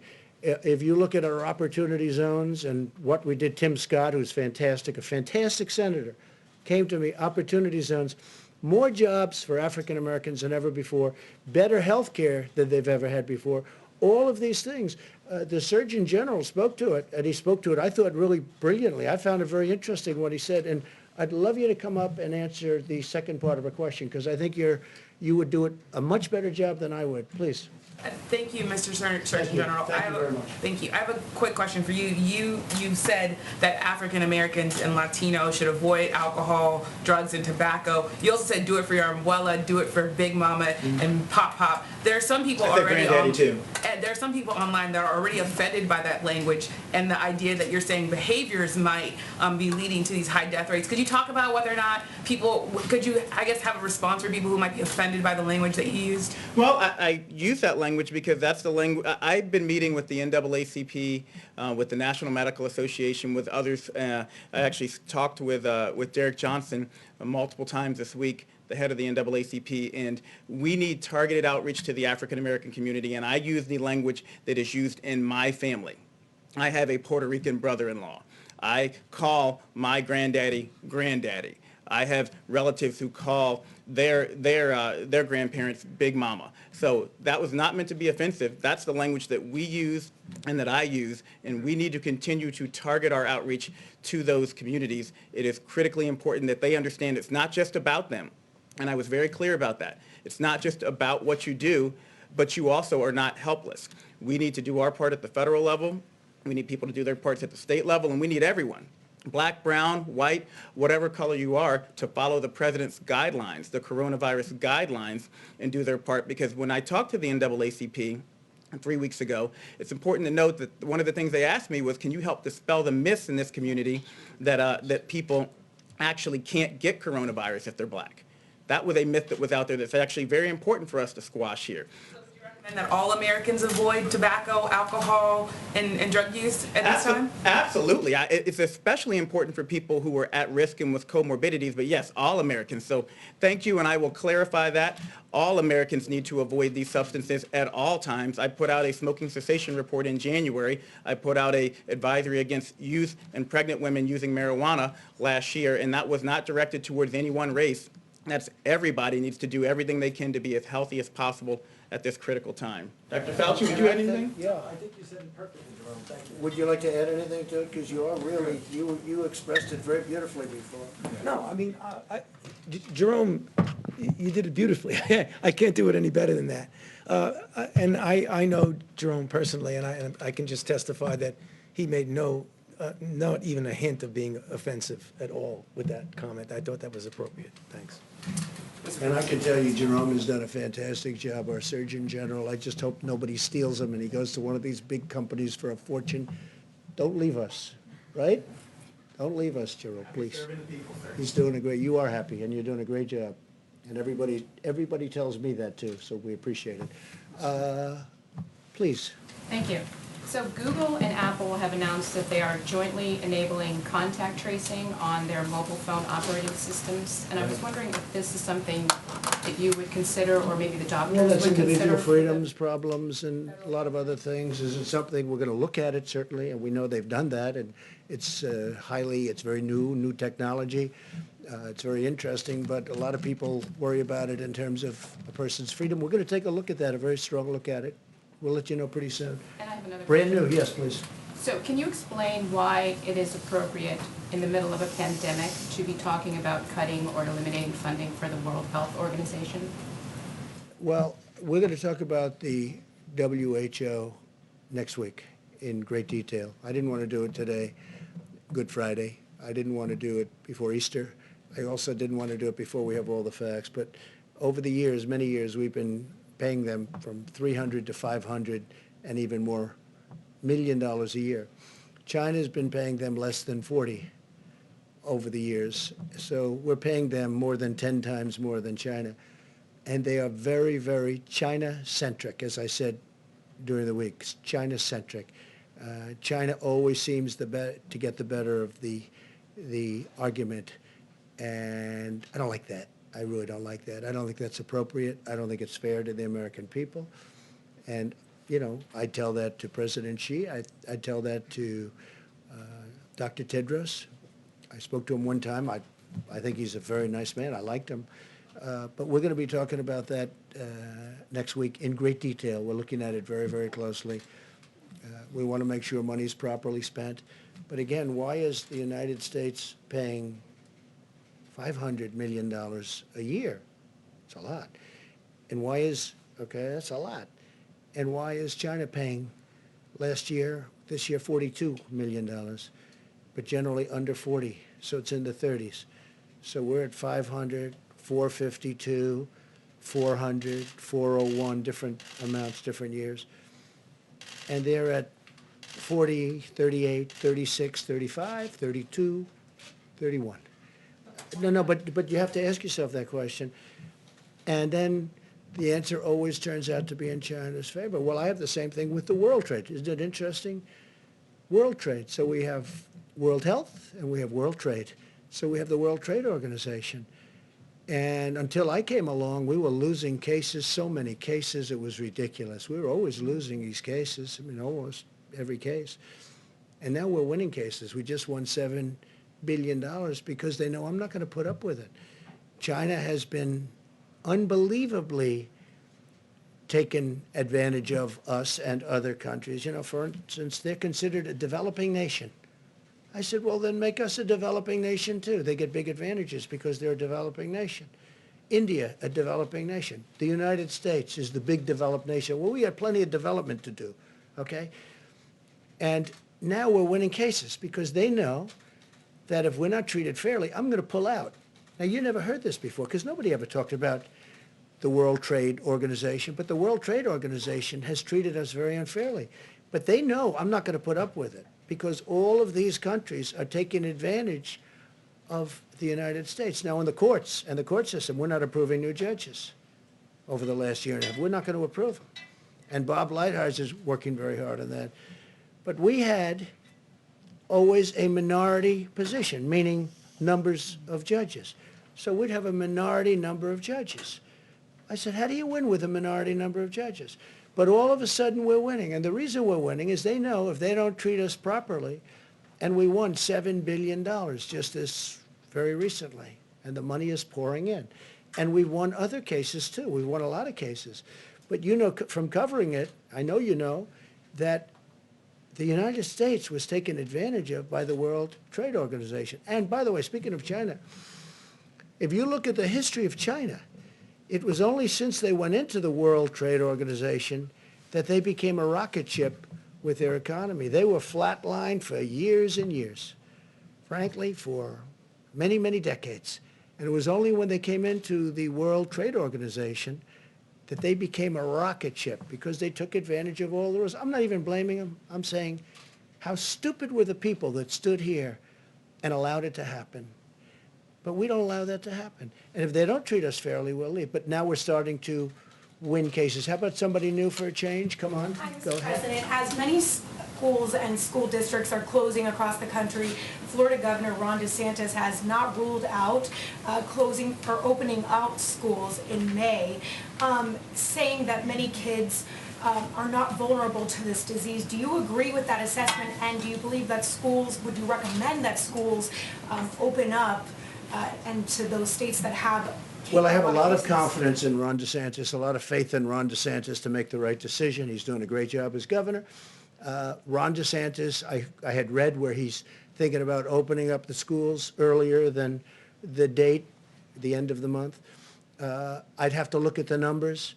But again, you know, I like to allow governors to make decisions without overruling them, because from a constitutional standpoint, that's the way it should be done. If I disagreed, I would overrule a governor, and I have that right to do it. But I'd rather have them, you can call it federalist, you can call it the Constitution, but I call it the Constitution. I would rather have them make their decisions. But he's made a lot of good decisions. And he hasn't said he's going to, but he's thinking about it. So I'll take a look at it. If I can ask a follow-up to one of the doctors, if you allow children back in the schools, you know, wouldn't that pose a threat to spreading the virus even further to some of those vulnerable? Well, I think the answer is obvious, but if you want either, would you want to just talk about that, maybe? Tony? Kicks me up here, right? I know. I think we know the answer to that. Yeah, I mean, from pure public health issues is that if you have a situation in which you don't have a real good control over an outbreak and you allow children to gather together, they likely will get infected. And if they get infected, the likelihood that they will bring the infection home. So that really is a risk. I don't know the situation at all in any detail, and I'm not specifically speaking about Florida. I'm just speaking generically about what happens when you have infections in the community and you have congregation of people, such as in classrooms, that's a risk. Has anyone under 25 died, Dr. Fauci, in the country? Yes. The governor Yes. said that no one under 25 has died. I guess you could clarify that people under 25 can die as a result of this. Maybe in Florida they have. Yeah, I'm not sure. Again, In the country. okay, let's do that because I don't want to have to be answering for a particular state. Yes, people under 25 have died of coronavirus disease in the United States of America. If you reopen the country in May and there's a new outbreak or a spike in infections, are you open to the idea of shutting the country down again? Depending on the outbreak, yeah. You would be open. Depending. I mean, and that's happened, as you know, in a couple of countries. You know what I'm doing? I'm watching other countries. In many cases, they're ahead of us from the standpoint that it attacked them before us. It hit them first. And I'm watching what's happening with respect to certain other countries, some of them obvious, some of them less obvious, and what they're doing and the success that they're having. And that's going to play a large part of the role. We're also setting up a council of very, very great doctors and business people. We're going to be announcing it on Tuesday, of some great people. The Economic task force. There's a second task force? This is beyond economic. This is really, I call it the Opening Our Country Task Force, or Opening Our Country Council, so we don't get it confused with Mike's task force, which has done so great. And we're going to have the great business leaders, great doctors. We're going to have a great group of people. We'll probably do it by teleconference because we don't really want them traveling in for their own purposes. I don't think it would look good also, but we don't want them traveling in. So we'll do teleconference. We did one the other day with the banks, and it was very successful, the teleconference itself. And we'll be announcing names on Tuesday who's on that, and that'll play a role. But ultimately, I have to make that decision. and then I'll have to make a decision. Do we close a little area that's a hot spot? I do say this, Jim, I want to get it open as soon as possible. This country was meant to be open and vibrant and great, not where people are, staying and. Are you No, determined to I'm do that not, first? I would love to open it. I'm not determined anything. The facts are going to determine what I do. But we do want to get the country open, so important. So I'll have a task force, I'll have a council. It's going to be announced on Tuesday with names that you have a lot of respect for, a lot of great names, different businesses, different people. Top, bipartisan. I didn't even ask. I mean, honestly, I think it's bipartisan. The one thing I didn't ask, are you Republican or a Democrat? Hard to believe, but I didn't ask.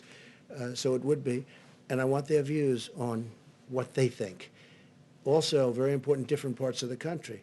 Because you go to the Midwest, it's different than perhaps the East Coast or the West Coast. Now, the West Coast, those numbers are really pretty amazing on the West Coast. Very interesting. So we're going to be announcing that in a very short while, probably Tuesday.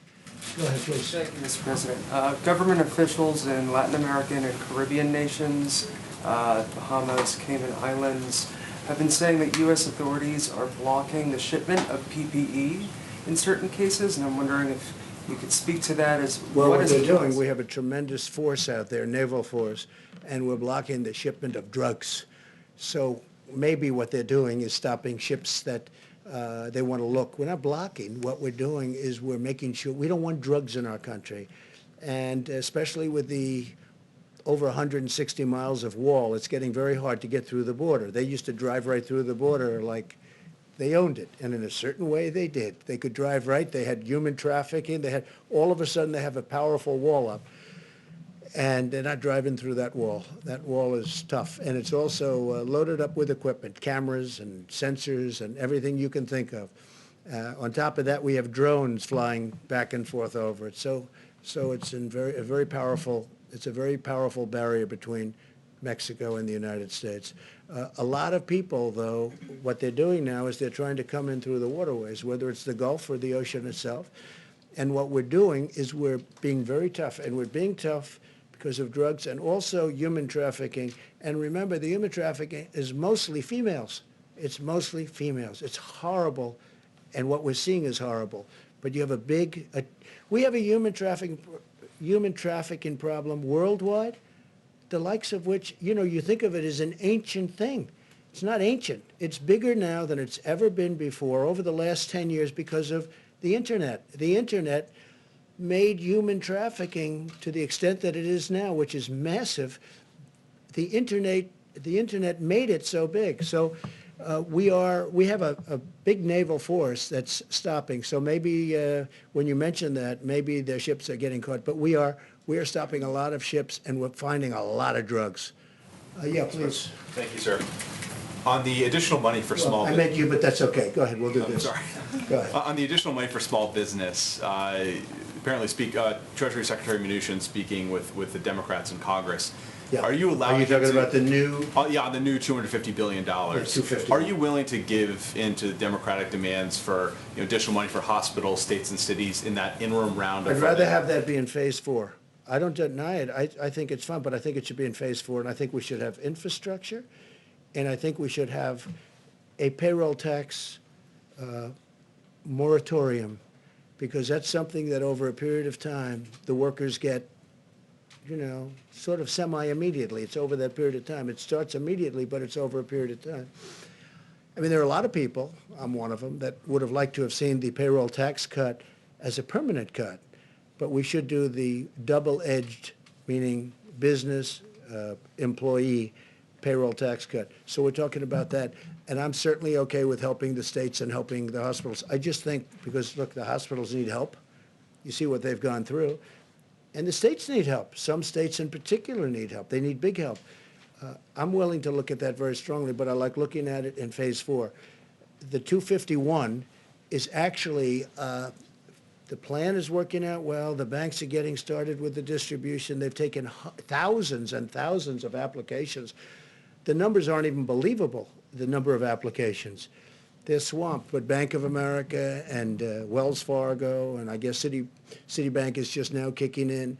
And also what nobody's talking about, the commercial banks, the community banks. Everyone's talking commercial banks. The community banks are doing tremendous volumes. And they're probably doing them faster from what I understand. I hear the community banks, frankly, are the easiest ones in terms of getting the money out. So the money is getting out. The applications are far beyond what we ever anticipated. And that's why we're going, because this is money that goes essentially to the workers. We want the businesses to hold on to their workers, because once they lose the workers, they're never opening again. It's not going to happen. Okay, in the back. Gordon Newell from the Wall Street Journal. I wonder if you could expand a little bit on your, like the form that Mexico would take, the reimbursements, like what form would that take? You essentially add it to the tab for the wall that you mentioned. And I have a second question, if I may. Well, there's no real cost because we're agreeing to produce a little bit less. So number one, it's staying in the ground. You have it for another day. It's actually cheaper than storing it, where you take it out and you deliver it to a massive well, like the strategic reserves, our national strategic reserves, where it has to be brought there. And that's, you know, an expensive process in itself. But oil is getting to a point where, I mean, there are some areas, some people would say the water is more valuable than the oil. You never thought you were going to see that. You never thought, having covered, I know you cover it, you never thought you'd be seeing oil at $20 a barrel, but how about $10 a barrel? That you never thought you'd see. So we are looking at it very strongly. There is no real cost. I was helping I want to help Mexico out. We have a great relationship with Mexico, great relationship with the president. I really like him a lot. He's been terrific to us on the border because he stopped. You don't see the caravans coming up anymore. You don't see all the problems. When I took office, it was unbelievable what was going on. And they have been helping us a lot, and we've been helping them a lot. You know, they make product for us, they sell it to us, and it's fine. It's a good relationship. And sometimes it's a great relationship.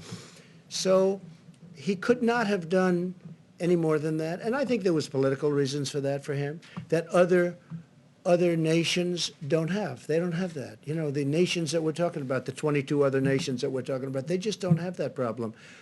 So it doesn't cost us anything, and yet it's very valuable.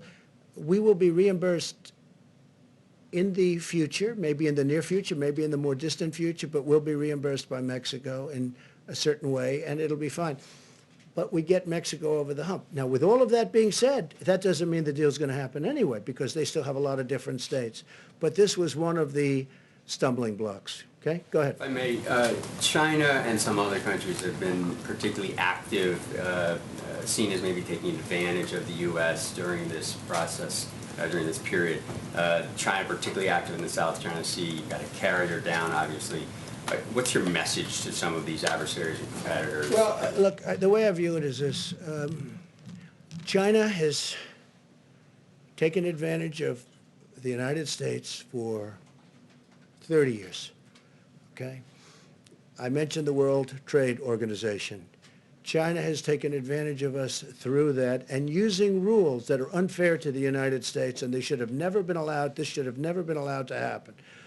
When China joined and was allowed to join under those circumstances, the World Trade Organization, that was a very bad day for the United States because they had rules and regulations that were far different and far easier than our rules and regulations.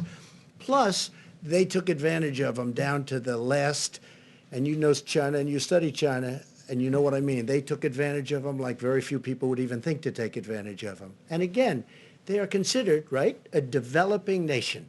We are not considered a developing nation. They're given advantages. Okay. For many years, China has ripped off the United States. And then I came along. And right now, as you know, China's paying 25%, and we've taken in billions and billions and billions of dollars in tariffs from China. And I know a lot of the people kept saying, oh, no, we're paying. Well, we're not paying. You know, countries are different. Not every country is China. But China would devalue their currency, and they'd also pour out money. And they essentially were paying most of those tariffs, not us. And as you know, we've taken in tens of billions of dollars. They targeted our farmers. But we took in so much money that I was able to give back. One year it was 12 billion, one year it was 16 billion. I was able to give back our farmers the money that they were targeted, hurt. China bought 12 billion and bought 16 billion. 1 year 12, 1 year 16. I was able to give them back to 12 and then give them back to 16, the farmers. And they weren't targeted, and they're all in business. Now we're doing it because they got targeted in a different way. Now I'm going to be very interested to see. So we signed a deal with China, and under that deal, they're supposed to buy substantially in excess of $200 billion from us. That's not only farm product, it's manufacturing product, it's lots of different things. They're going to buy a lot. I just want to see if they live up to that deal. I know President Xi, I would say he would live up to the deal. But remember this, I never took off the tariff. It's still 25%. That's a big 25% of $250 billion. So for the first time, and you saw also, now again, I'm going before the virus hit, because that's sort of like, that's like, let's start all over again. Okay? I can't tell you that yet, because that chapter hasn't been written yet. But go up a few weeks ago, the deficit with the United States and China was coming way down. Nobody's seen that. Nobody's ever seen that before. But the deficit has come way down. So now we start a new chapter. And I can only tell you, if a smart person is standing where I'm standing, we're going to do very well with China. Okay? And I think it's, I have to also say this, I think our relationship and having the relationship I have with China is a good thing. But for the first time, we're benefiting instead of being the sucker that could, that got taken advantage for years. Nobody. I said to China, how did this ever happen? I got to know him very well. I said to him, representatives of China at the top level, you know who I'm talking about. I say, how did this ever happen? They looked at me and they said, but nobody ever called us. We didn't have a deal. It's not like we had a bad deal. We had worse. We didn't have any deal at all. So they just took advantage. Think of it, $500 billion a year deficit. Not 500 million's a lot of money, right? It's not, everyone thinks I made a mistake when I say 500 trillion. No, you mean 500 million. No, I said $500 billion a year deficit with China for a long time. But it was 200, it was 300, it was 400, it was 500, 556 billion, 507, $500 billion plus a year deficit with China. Now I'm charging them tariffs. And it's very interesting. A lot of people that don't want to do that, they all agreed because China has taken advantage of this country like nobody has ever taken. We have built China with the money we gave them. Now, I give them a lot of credit, okay? I give them a lot of credit. They did it. But you know what? We made it a hell of a lot easier. We gave them a fortune. Go ahead. How about you in the back? Yes. Thank you, Mr. President. I'm Deborah Saunders with the Las Vegas Review-Journal, and I'm here today as the print reporter, the print puller.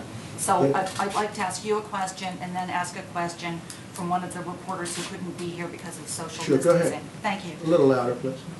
Thank you. I was wondering if you have been tested for antibodies, if you've taken the antibody Have I been test. tested for? Yes. Not that I know of. I've had some tests. Has anybody No? else here They been tell me tested? no. I'll Has accept anybody it. else in the task force been tested for antibodies? We don't have a test yet. You don't have the test? That'll come out. They've just developed those tests, sort of new. Okay, good to know. So this question is from Andrew Feinberg with Newsweek. A significant amount of federal aid was made available to Boeing in the recently signed CARES Act relief package. But according to sources, Boeing executives are still planning a round of layoffs. So should Boeing or any company that accepts federal aid to stay in business during this pandemic be penalized for laying off workers after doing so? Yeah. Well, the aid hasn't been given yet, but they will be asking, in my opinion. They haven't even asked yet. Boeing has not asked for aid yet, but I think they probably will. Now, at the same time, they do have to run a company. This isn't a great time to sell airplanes. Let's not kid ourselves, okay? If you're a business person, Boeing makes airplanes. They had a big problem with one, but they make the greatest airplanes. They make the best airplanes in the world. They had the problem with one. They got it too complex. It becomes so complex. You have to be number one in your class at MIT to be able to fly it. It's a mistake. Every 2 years, they want to make it more and more. I mean, they had great success with the 737, the Boeing 737. Then all of a sudden, they do the MAX, and they say, let's make it more complicated. Let's put on different engines. Let's do this. Let's do that. It was not exactly a good decision. Bad decision. Very bad, horrible decision. Number one, human lives, and number two, horrible's what's happened to the company. Here's a company, from a business standpoint, was like probably the greatest company in the world, in my opinion. I think it amounts to 1% of GDP. Some people say it's a half. I think it's 1. But here's one of the greatest companies anywhere in the world, maybe the greatest. And boom. Now, on top of what happened there with the 2 planes, and they say they have that fixed. That's good. They say they have it fixed undisputably. In fact, somebody said, they gave me something. I said, you should say it that way. They said, sir, this is now the safest airplane in the air. I said, that's what you should say. That's a very good statement. It's the safest airplane in the air. That's a very good statement. You should use it. I said, by the way, you're changing the name? But whether you do or not, you should use that. But he said that. A Boeing person said to me, it's the safest airplane in the air. That's a great thing. But we know they're going to need help. Now, does that mean they're going to need help and they should keep people that they absolutely don't need? That business is a very cyclical business, like many businesses, frankly. So that determination hasn't made. They have not spoken to us yet. I think they will be. Maybe they won't need help. That'll be great. Look, Boeing made so much money. Who would have thought they could have made all of those planes that are parked all over the place? In many cases, I guess payments not made. But who would have thought they could do that and they're still a solvent company? Okay? I mean, what a tragic thing happened in numerous ways, but also economically. So when they see us, making sure that Boeing is strong again is very, very powerful and very important, and we'll do whatever is necessary to do. Please. Yeah, thank you. I have a quick one and then a longer one. First of all, have you had a chance... Should we keep this going, everybody? Huh? You're the president. Jim wants to leave. No. Keep it going for a while, yes? I mean, we have time if you want. You're not going to criticize me that the conference was too long? You know, if I leave short, yesterday I left short. It was too short. If I stay too long, they say it was too long. Someday we're going to get it just right. Okay. Should we continue? Should we continue? Yes? Well, at least answer my questions. Yeah. Okay, let's, at least for your question. Have you had a chance to speak to... Not a bad boy. Have you had a chance yet to speak to Boris Johnson since he came back? I have not, no. I have a call just to wish him well to his group. No, I don't want to be calling him now. I want him to get better. He's a great guy. He's become a friend of mine, a real friend of mine. You know, he has a great feeling for our country. Obviously for his country, he loves it. He's a tremendous guy. And slightly more complicated. He's become, I think he's probably right now, he was very high to start. I think he might be 100% popularity right now. I think he's, you know, where they talk about approval polls, right? You ever hear that term? I'm sure you never heard that. I hear it all the time. His approval rating must be about 300%. But he's a great guy. He was a great guy before, and I think people see what he's been through. What he's been through is incredible. And they say a big turn. So let's see what happens. Let's hope. If I may, where do you see the use of something like immunity certificates or documents or passports when we get to antibody... Something like, excuse me? Immunity certificates. Once we get to antibody testing, whether this will be a useful way... Well, I see a lot of, yeah, I see a lot of different things. We're going to be very careful for who comes into the country. Look, my opposition party wants to have open borders.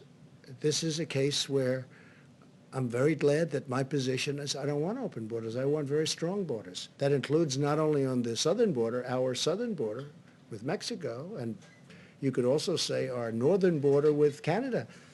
But we want to have strong borders. And I think this is maybe one of the learning points. We learned something about borders. We need borders. The country needs borders to be a great country. And this is... I think this is a great point. Go ahead, do you have something else? Yeah, I wasn't just thinking about for borders. I just thought for ordinary Americans who are currently stuck at home, if they're tested for antibodies, it turns out they've had the disease and therefore shouldn't be infected again. Some sort of documentation that would allow them to go back to work safely. You mean once they get better? Yeah, or people who might not... Okay, so they have the disease, and they're better, and they have the immunity now. They have, supposedly, according to what I'm hearing, it could be for a long period, could be for a lifetime, it could also be for a year or two, I'm hearing, Tony. So nobody's told me yet if it's for a year, if it's for 2 years, or if it's for a lifetime. Like chicken pox. They say if you have chicken pox, you have immunity. They say for a lifetime. I hope that's true. But nobody's actually told me with certainty, maybe because they don't know yet. You don't know yet.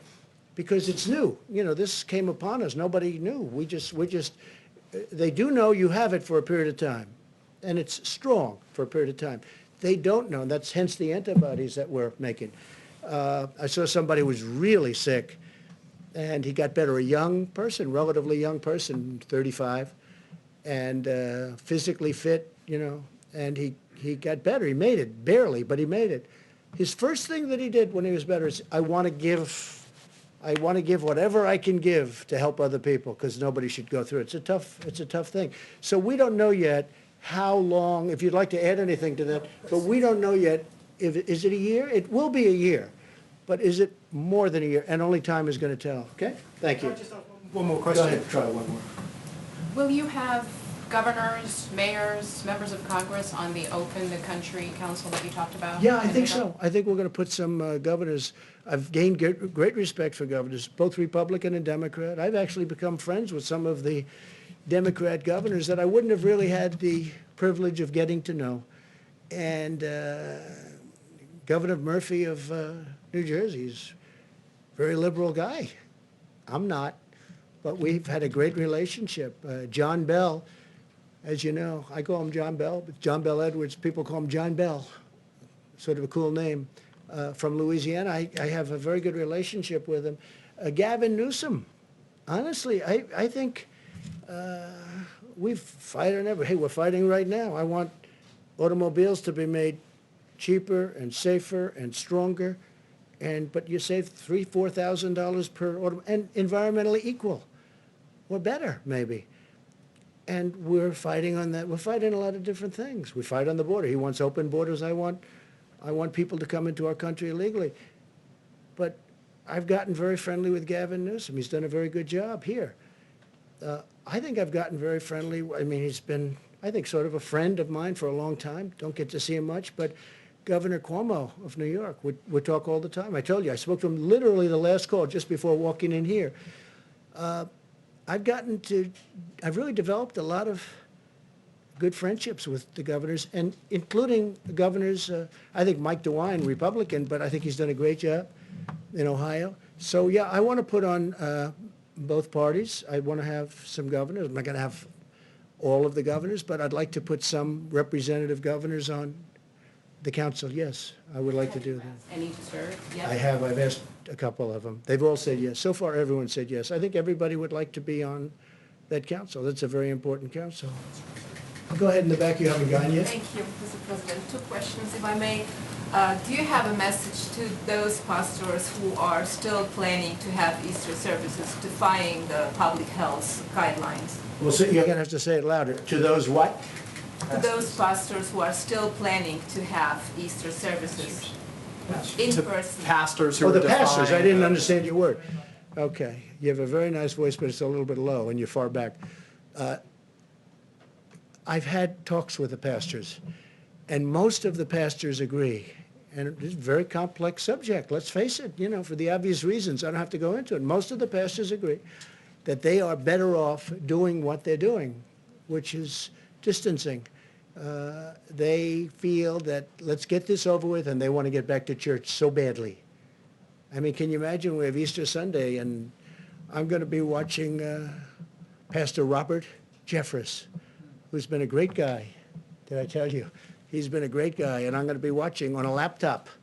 Now, a laptop is not the same as being in his church or being in another church. It's not. No matter what you say, you don't get to say, oh, isn't it wonderful? But I've done this for 3 weeks, and they've had tremendous, I let people know who it is. They've had the biggest audiences they've ever had. They have millions of people now watching, and people are really liking what they're hearing. So I'm going to be with, on Easter, Pastor, I don't even know if he knows it yet, but he will soon. I think he will in about 2 minutes. Pastor Robert Jeffress, and he's a terrific guy, a terrific man. I've gotten to know him very well. He's a man of great compassion. He loves our country, and I'm going to be with him on Easter, meaning I'm going to be with him watching on a laptop. Doesn't sound good, but it's, you know, it's one of those things. It cannot be church. You know, I'm not going to get into it. It cannot be church. Most pastors and most people, you know, of faith, people that we listen to and respect and admire. Franklin Graham is a person I have great respect for. Most people will, and who's done an incredible job in New York on Central Park, where they put up Samaritan's Purse. He's done an incredible job. The son of the late, great Billy Graham. His family is incredible. He's incredible. Franklin Graham, the job he's doing on, I mean, he loves to do it. He has such a passion, and that's why he's so good at it. He does it with incredible love. And he will tell you, we're all saying we've got to get our country cured. I know there are some pastors and ministers and others that want to get together. I would, and I have great respect for them. Two of them I know. But I would say first, heal. I'm a Christian. Heal our country. Let's get healed before we do this. And if there's time to do that, we'll do it for hopefully the rest of our lives. Please. Thank you. The Mercy and the Comfort seem to be underutilized at the Yeah. moment in Los Angeles and New York. Is there any consideration either to sending the medical units into the cities to help Yes. the hospitals there, or to moving the hospital ships? So the Mercy and the Comfort were sent when projections were much higher.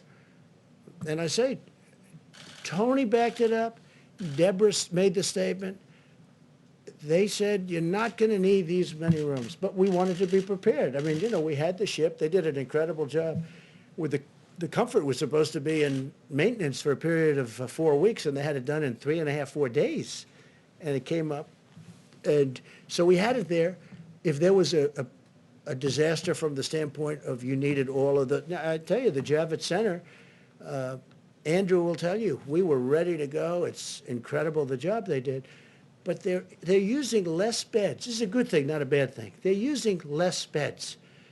Now, Javits has been pretty busy over the last couple of days, and the death numbers are horrific. But you go back now, and you're finding they're going to start to come down very substantially, just based on the fact that the bed usage, the number of beds are much, much less, much, much less. So the Mercy and the Comfort were there in case they needed them. Los Angeles, where you have the one, and New York, where you have the other. They just don't. Fortunately, we haven't hit numbers where they would have been used. They're always going to be sort of overflow because they're on the edges. You know, they're not as convenient as certain places. But the people were ready, willing, and able. They were ready to go. They were going to do a great job. But fortunately, we don't need, just like we didn't need as many ventilators. When they were asking in New York for 40,000 ventilators, I had experts, these people, I listened to them. They said, you'll never need that many. And they were right. And New York now has its, and I dealt really well with Mayor de Blasio. We got him a lot of ventilators. We got Andrew a lot of ventilators. But we never felt you needed the numbers that you were talking about, and we were right on that. Now, with all of that being said, we have a lot of ventilators ready to go. We have almost 10,000 in the stockpile. That 10,000 can move rapidly. We can be within 24 hours almost anywhere. And hopefully we're not going to have to be, but it's really, this has been a great military operation. It hasn't all been military because we're dealing with great companies. We have companies that are making masks, and we're all set up on the mask tool.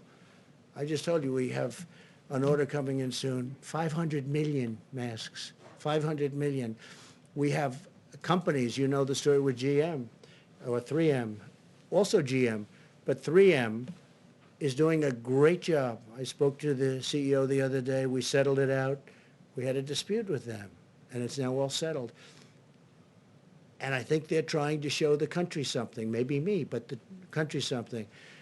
So we've done, you know, I think, and not me, I'm not talking about this country, our country, the people that are doing it, Army Corps of Engineers, FEMA, these people sitting right here, people that we have in the back that are watching every word that we're saying, they've done a fantastic job. They really have done a fantastic job. Please. Thank you, Mr. President. I wanted to ask you a question about testing. And you've mentioned the impossibility of testing the entire American public. So has well, what do we have? The Surgeon General. Hold on. What do we have? 350 million people? You're going to do 300? That's not what I'm getting at. What I'm getting at is priorities. And Dr. Birx has mentioned how there have been priorities in certain regional parts of the country. And I wanted to ask you specifically about one industry in particular, and that's food processing plants. Is there a priority to get testing at food processing plants all across the country? Well, you're asking that because of what happened. It's a fair question, too. What happened in Denver? because in Denver, I've never seen, I said, what's going on? We're looking at this graph where everything's looking beautiful and it's coming down, and then you got this one spike. It's, I said, what happened in Denver?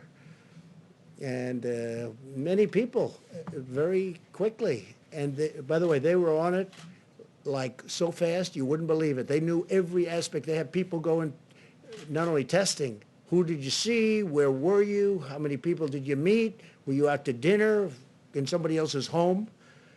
Where were you? Where did this number of people come from? How did, they are totally on it. Now, this just happened. I just saw it this morning. I'm looking at everything smooth, going down, topping out. Then you have this one spike in Denver. It's like, where did this come from? So we'll be looking at that, and we don't want cases like that happening. But this is the kind of thing can happen. This is very complex. This is a very brilliant enemy. You know, it's a brilliant enemy. They develop drugs like the antibiotics. You see it. Antibiotics used to solve every problem. Now one of the biggest problems the world has is the germ has gotten so brilliant that the antibiotic can't keep up with it. And they're constantly trying to come up with a new. People go to a hospital and they go for a heart operation. That's no problem, but they end up dying from problems. You know the problems I'm talking about. There's a whole genius to it. We're fighting, not only is it hidden, but it's very smart, okay? It's invisible, and it's hidden, but it's very smart. And you see that in a case like Denver. But, I think we're doing well, and they're on Denver like you wouldn't believe. I came in this morning, it was a flurry. I said, what's going on? They said, Denver. I said, what happened at Denver? Because Denver was doing pretty well. And they've got that under control. But yeah, that would be a case where you do some very big testing. Peter? Mr. President, we learned that more than 16 million Americans filed for unemployment over the past 3 weeks. It's Good Friday. It's payday. We are seeing troubling, paralyzing lines at food banks around the country. What do you say to those Americans in need right this moment? Number one, I love them. Number two, we're working really hard. It wasn't their fault what happened. Sometimes they don't do a good job and they lose their job. That's one thing. This is a case where we take the strongest economy in the history of the world, which is what we had. More people working in the United States, Peter, than ever before. Almost, look at the numbers, 160 million people, almost, just short of 160, excuse me. So we have the greatest economy we've ever had. And by the way, black unemployment, Hispanic unemployment, Asian unemployment, the best numbers we've ever had in virtually every way. And then you get hit like this. And it's traumatic. People that had great jobs, that went out to dinner and they didn't have any problems, they take their family, they were making good salaries, all of a sudden, you use the term cold turkey. It's cold turkey. They go from that to having no money and waiting for their checks, which are being processed very rapidly, but they have to go out and look for money. It's a terrible thing. All I say is we love them. We're working so hard, and they're going to be back. And I hope they're going to be back even stronger than before. Let me ask you about that if I can, just to follow up then. You chose not to do a national stay-at-home order. Now that you say you want to reopen parts of the economy, what authority do you have to do that? Isn't it ultimately up to the states to do that? Yeah, no, it's really, the states can do things if they want. I can override it if I want. But the national stay-at-home, just so you understand, 95% of the country is stay-at-home. Like as an example, I was speaking with the great governor of Texas, Greg Abbott, the other day. He has a stay-at-home. A lot of people didn't even know it, but he had a stay-at-home. Some people reported Texas wasn't. He had a very strong stay-at-home. 95 to 96%, South Carolina, as you know, has it, which at one point, a week ago, they didn't have South Carolina. Another great governor, McMaster. 95% of the country is covered. Now, the states that aren't, and again, constitutionally, from a federalist standpoint, if I thought there was a problem, if I saw a state with a problem, I would absolutely demand it. But they're doing great. And the states that aren't are states that have not had a big problem. What authority do you have to reopen right now? The same way that it's up to the states to shut it down, it's up to them to reopen. I have great authority if I want to use it. I would rather have the states use it. I would rather, and this is so shocking for me. A lot of people are saying, wow, he's really very reasoned, isn't he? A lot of people are shocked. They think I'd do it. I have absolute authority to use it. But so far, our relationship with governors and the job they're doing, I haven't had to do it. Would I do it if I saw a state that was out of control and they didn't have the stay-at-home policy? I would do it in a heartbeat. Jeff? Mr. President, there's obviously a lot of interest in how you're going to make that decision. What? It's a very big decision. What? I don't know that I've had a bigger decision than that when you think, right?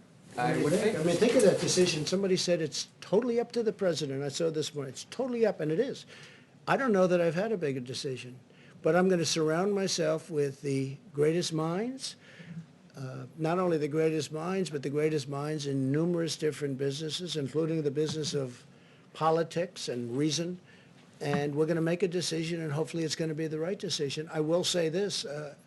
I want to get it open as soon as we can. We have to get our country open, Jeff. You say, sir, what metrics you will use to make that decision? The metrics right here. That's my metrics. That's all I can do. I can listen to 35 people. At the end, I've got to make a decision. And I didn't think of it until yesterday. I said, you know, this is a big decision. But I want to be guided. I'm going to be guided by them. I'm going to be guided by our vice president. I'm going to make a decision based on a lot of different opinions. Some will maybe disagree, and some I'd love to see it where they don't disagree. Will there be risks? There's always going to be a risk that something can flare up. There's always going to, look at what's happening where countries are trying to get open and there's a flare up and they'll go. But I'd like the flare up to be very localized so that we can control it from a local standpoint without having to close. There's always a risk. This is genius that we're fighting. You know, we're fighting this hidden enemy, which is genius, okay? It's genius. The way it's attacked so many countries at so many different angles. And I mean, you take a look at what's going on. And the greatest doctors in the world, I think they're close, by the way, but they haven't figured it out yet. Look what it's done to some people. I mean, some people it's grabbed, and it's a horrible way to go. You want to know the truth? It's a horrible, and then other people it hardly has an impact on. We talked about it. It's sniffles. It's less. They don't even know they had anything. And some people, I looked at New York this morning, and I look at what's happening and the amount of people that are dying, and dying, violently dying. It's a very tough adversary. But we're going to win, and we're going to win it. We're going to win it very decisively. I'm going to have to make a decision, and I only hope to God that it's the right decision. But I would say, without question, it's the biggest decision I've ever had to make. Quick follow-up for the doctor, if I may, for Dr. Fauci and Dr. Birx. The models, as I understand them, are based on social distancing continuing through May. Is that correct? And if you were to open the economy on May 1st or sometime during that month, would that impact the models in terms of the deaths that you expect? Want to answer that? We're taking turns today. Good. It's good. So the model, the IHME model, does state that it's through May. We've had these model discussions, haven't we, for weeks now. So the models are informed by the data, and you can see how much that model has shifted on the amazing work of the American people. So I think that's what we're evaluating right now. Remember when I talked yesterday, I've been in public health a long time. I have never, except for Ebola, where we worked very closely with the communities about specific issues, we've never taken a countrywide or a global-wide approach to mitigation. This is unprecedented. I will tell you there is nothing in the literature about specifically what to expect, and I think that's why the models continue to modify themselves based on what actually has happened with social distancing and hand washing and all of the pieces that the American people are doing, the decreasing, the closing of the bars, the closing of the restaurants, no communal eating. That was thought to be a very big issue in many of the other cultures that went through this virus. So the models continue to evolve based on the impact.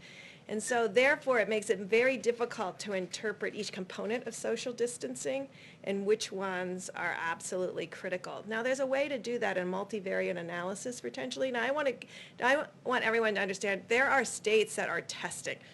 There are states that are doing contact tracing. So, I mean, I think sometimes we get, we look at what New York is doing and Detroit, and we forget that there's a Utah and a New Mexico and a North and South Dakota and a whole series of states that have been doing testing and contact tracing and have been testing at rates higher than that per capita rate that we all have discussed. So we're looking at that. What did they do? Where are the most vulnerabilities? Where are the outbreaks most likely to occur? And that's why I've been talking about nursing homes, because we do believe that there's a relationship between age and seriousness of disease. Not to say that there can't be young people with serious disease, but proportionally, it's a smaller piece with serious disease.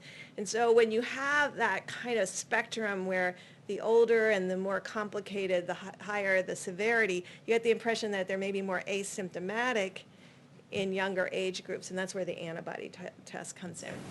So when you put all these pieces together, you're trying to understand where would be the first signals.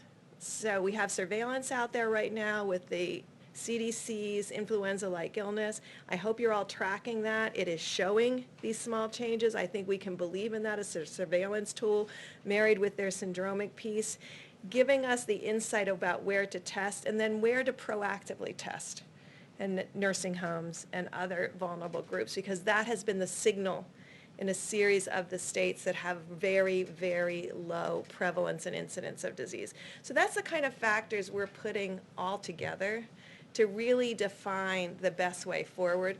And we have superb roadmaps. I hope you all have seen them. There's been about 6 different roadmaps to opening that people have put online. And again, there's no literature that you can cite and said, well, we did this 20 years ago and what really worked. There isn't that. There's brilliant public health people giving us their insights. The core of the question is, because those are the models you've been using, if you do go with starting to open up the economy again on May 1st, doesn't that lead to more deaths? Well, look at how much it changed with mitigation. And now we're looking at those state by state, and there's some states in there that are still in contact tracing. So we're looking at the impact of that model and what that model predicted based on the type of contact tracing, less mitigation, more contact tracing. Are you getting what I'm talking about? No. Okay, so there are states that didn't stay-at-home orders, but we're doing contact tracing from outbreaks. So we're looking at them and how they have done, and we're looking at certainly what's happened in the big metro areas. And we're integrating all of that data together to make a plan going forward. So I can't tell you, because look at how much the model has changed in just a week. Remember, just a week ago, it was 80,000. Now it's 60,000. So, and the curves, I'm sure you're all watching it, the curves are getting much broader confidence intervals. There is still the dotted line, but the confidence intervals around the dotted line are getting bigger. When you see that, you know the model has a bit of instability. And so that's why Tony and I base a lot of our decision and discussion on cases and what physically is happening in that county and that state. At the same time, not ignoring the models, but integrating the models as one piece of our thought process. Right. Do you want to come up here and say what you think about models? Okay. Dr. Works, can you update something? I just want to say that, you talked about couldn't it lead to death, meaning you open up, could lead to death, and you're right. But you know what? Staying at home leads to death also. And it's very traumatic for this country.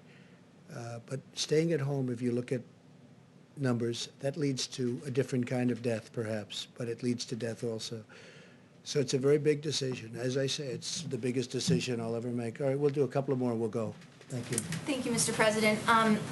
Before you came out here, you said one of the last people that you talked to was Governor Cuomo. Yes. And at his news conference today, he said that he was asking you to use the Defense Production Act to require companies to make more tests, to streamline testing. Is that something that you would consider, because you've considered it with ventilators? Well, the other side seems to keep using that, and I have used it. I've enacted it, you do know, and I've used it. Some people thought viciously, Just ask a couple of companies. If you want, you can just look up the names. And I'm surprised that he would have said that. We actually have great tests. We have others under development. You don't need full testing, as the doctors have been talking about ad nauseum. So I would be surprised that he would have said that, meaning it that way. If he did, I'd have a much different type answer. Go ahead. You all didn't talk about it over the phone. We talked about testing. Yeah, we did talk about testing. And one of the things I did was I put the two doctors in charge of that call. I said, you know what, Andrew? I have two very talented people standing here. We're getting ready to go on. Let me put them and let me have them talk to you. And they talked to him really at length. And I think by the time they finished, he understood what we were saying. He understood it very clearly. Okay. One more question, please. You've talked a lot this week about holding the World Health Organization responsible for its response to the coronavirus. I'm curious if you've given any more thought to holding China financially responsible for the part that it played and the economic toll that it's taking on the American people. Yeah, I understand the question very well. Look, nobody has done to China or treated China as strongly as I have. Use the word strongly. As you know, you've reported on it. Billions and billions of dollars is flowing into our treasury because of what I've done with China. I think it's a very sad thing that happened. And I think if people knew, including the World Health Organization, and I do believe they knew, but they didn't want to tell the world. And we're going to get to the bottom of it. And we'll have reports on all of this, and we are not happy about it. But I wanted to leave the World Health war later. And I can tell you that we're constantly in touch with China. We're talking to China. And we've expressed how we felt. We're not happy about it. We're not happy about it at all, Kristen. Okay, one or two more? Yeah, Jim? Mr. President, we hear from a lot of people who see these briefings as sort of happy talk briefings. And No happy talk today. You and some of the officials paint a rosy picture of what is happening around the country. If you look at some of these questions, do we have enough masks? No. Do we have enough tests? No. Do we have enough PPE? No. Why would you say no? Do we have enough medical equipment? The answer equipment? is yes. I think the answer is yes. Who said no to that? I'm saying this No, is... no, you're saying no, but who said no? But you asked me, do we have enough masks? Yes. We hear from doctors, we hear from No, you health didn't say experts. that. You said, do we have enough masks? Does the country- Yes. does- Do we have enough tests? Yes. Plus, we're developing new tests. they're not- Do we have enough ventilators? Yes. Do we have enough hospital beds? Yes. We've built 20,000 hospital beds. We have enough hospital beds. Go ahead, Jim, let's go. Well, what do you say to, I mean, you watch the coverage. You know what I You're say? watching a lot of the coverage. Well, a lot of it's These fake news. doctors who, no, A lot of it's not- fake news. A lot of it's fake news. Let me just tell When you. the doctors The- and the the medical experts come governors- on our air the and governors say that we reported- don't have enough tests, we don't have enough The governor, masks. yeah, depending on your air, they always say that, because otherwise you're not going to put them on. Let me just tell you something. The governors have said, last night, they had a group of governors, 14 governors, they were together someplace, and they said, it's been unbelievable what's happened. We've been totally responsive. Ventilators, everyone has the ventilators they need, to a point where we're getting calls from foreign countries saying, you have all the ventilators, can we get some? And we're going to try and help some of these countries. These people have done an incredible job. This is not happy talk. Maybe it's happy talk for you. It's not happy talk for me. We're talking about death. We're talking about the greatest economy in the world. One day I have to close it off. And we did the right thing, because maybe it would have been 2 million people died instead of whatever that final number will be, which could be 60, could be 70, could be 75, could be 55. Thousands of people have died. There's nothing happy about it, Jim. This is sad talk. This is the saddest, these are the saddest news conferences that I've ever had. I don't like doing them. You know why? Because I'm talking about death.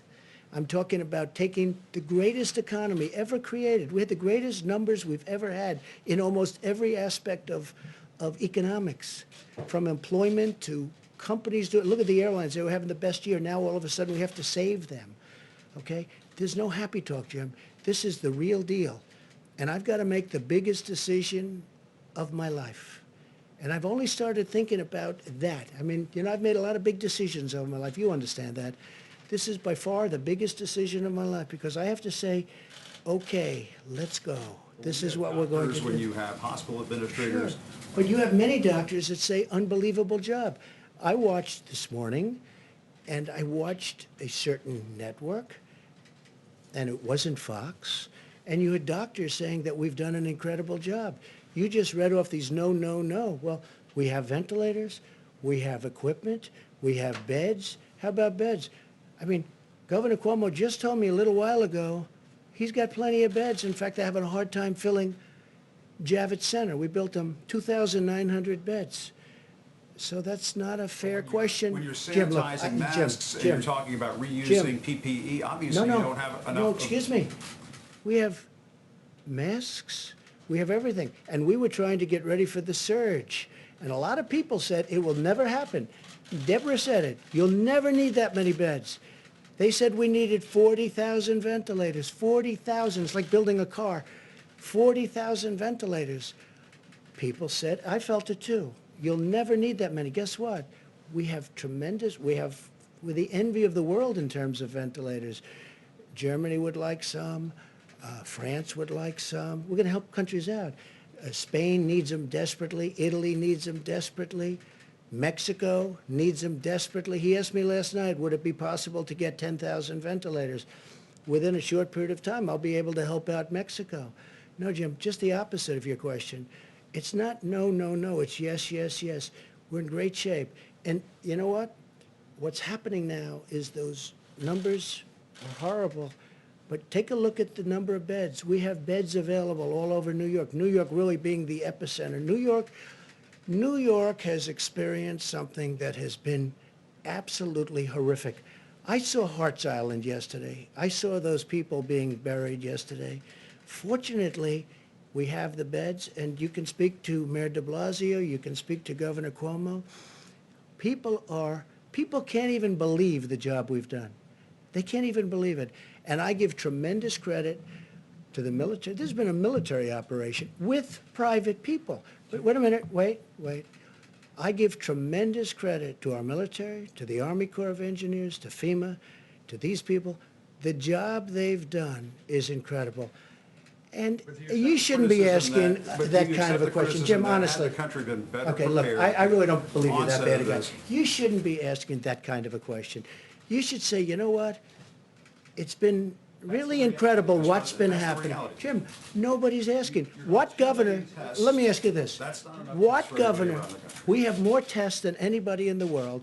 We have virtually every country in the world calling us, asking us, how do we get these tests that you have? Your testing is the best in the world. How do we get it?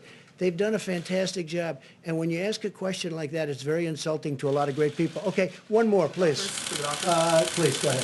Thank you, Mr. President. You may have seen how Sweden has responded to the pandemic. The schools are open, bars and restaurants are open. Sweden's different. Do you regret not following that approach? Is that approach working? I think we could have followed that approach. And if we did follow that approach, I think we might have 2 million people dead. And Sweden is having a lot of difficulty. You know, look, I'm very friendly with the leadership in Sweden. They took a different approach. They're a very disciplined country to start off with, but they did take a different. And, you know, other places tried it. UK tried it.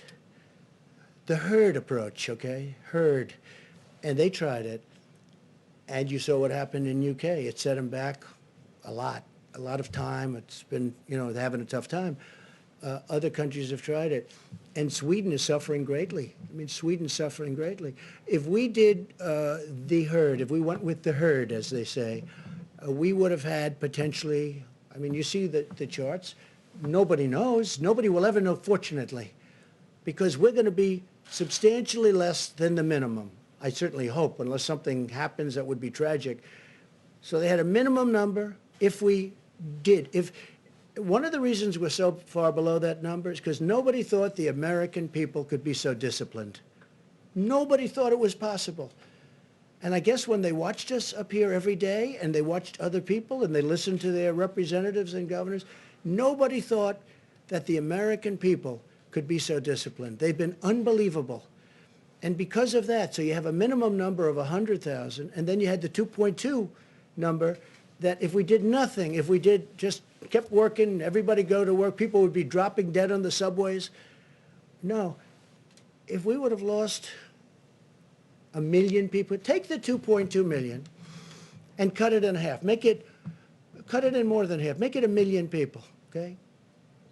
Now take that number and cut it in half. Make it 500,000 people. That's if we did nothing, right? It's unacceptable. It's too many people. So we spent more money on stimulus? Who cares by comparison? You take 2.2, you cut it in half, you cut it in half, you cut it in half, you keep cutting it in half. I don't care what number you choose. 500,000, 400,000. Well, we're going to have, we were talking 50, 60, 65, maybe. Maybe. But if we would have done what one country tried, and it has been very tough for them, you know that, very, very nasty, very tough. But if we would have done that here, and again, you got to remember, UK tried it. And I was a little surprised, and I watched it. They were going about, what, 2 weeks, and they said, we got to stop, because they were going to have a whole country infected. So with all of that being said, we got to get back to work. We got to get our country open. But we could have lost 2 million people. We could have lost 1 million people. We could have lost 500,000 people. If we would have lost 500,000 people, now I'll say this also, from the standpoint of being president and vice president, and we're up there and we're doing that herd and we're going to bullet through it, do you honestly think people like Jim and yourself and other people would have, Jeff, would have put up with it? As people are dying all over, they would have said, this man is crazy. Because the numbers, Tony, at a minimum, would have been many, many times greater than the numbers we're talking about. So I'm very honored by our decisions, all of us. We talk about it all the time. I said, you want to let him you just ride it. You just ride it right through. We would have lost potentially millions of people. No, it would have been unsustainable. It would have been impossible to do. And the American people have been so disciplined. It's been my honor to be their president. I've said it before. I'll say it again. I'll say it always. It's been my great honor to have been their president. And I have a big decision coming up. And I only hope to God that it's the right decision. But it'll be based on the input from a lot of very talented people, very smart people, and people that love our country. Thank you all very much. Thank you. Thank you very much. Thank you.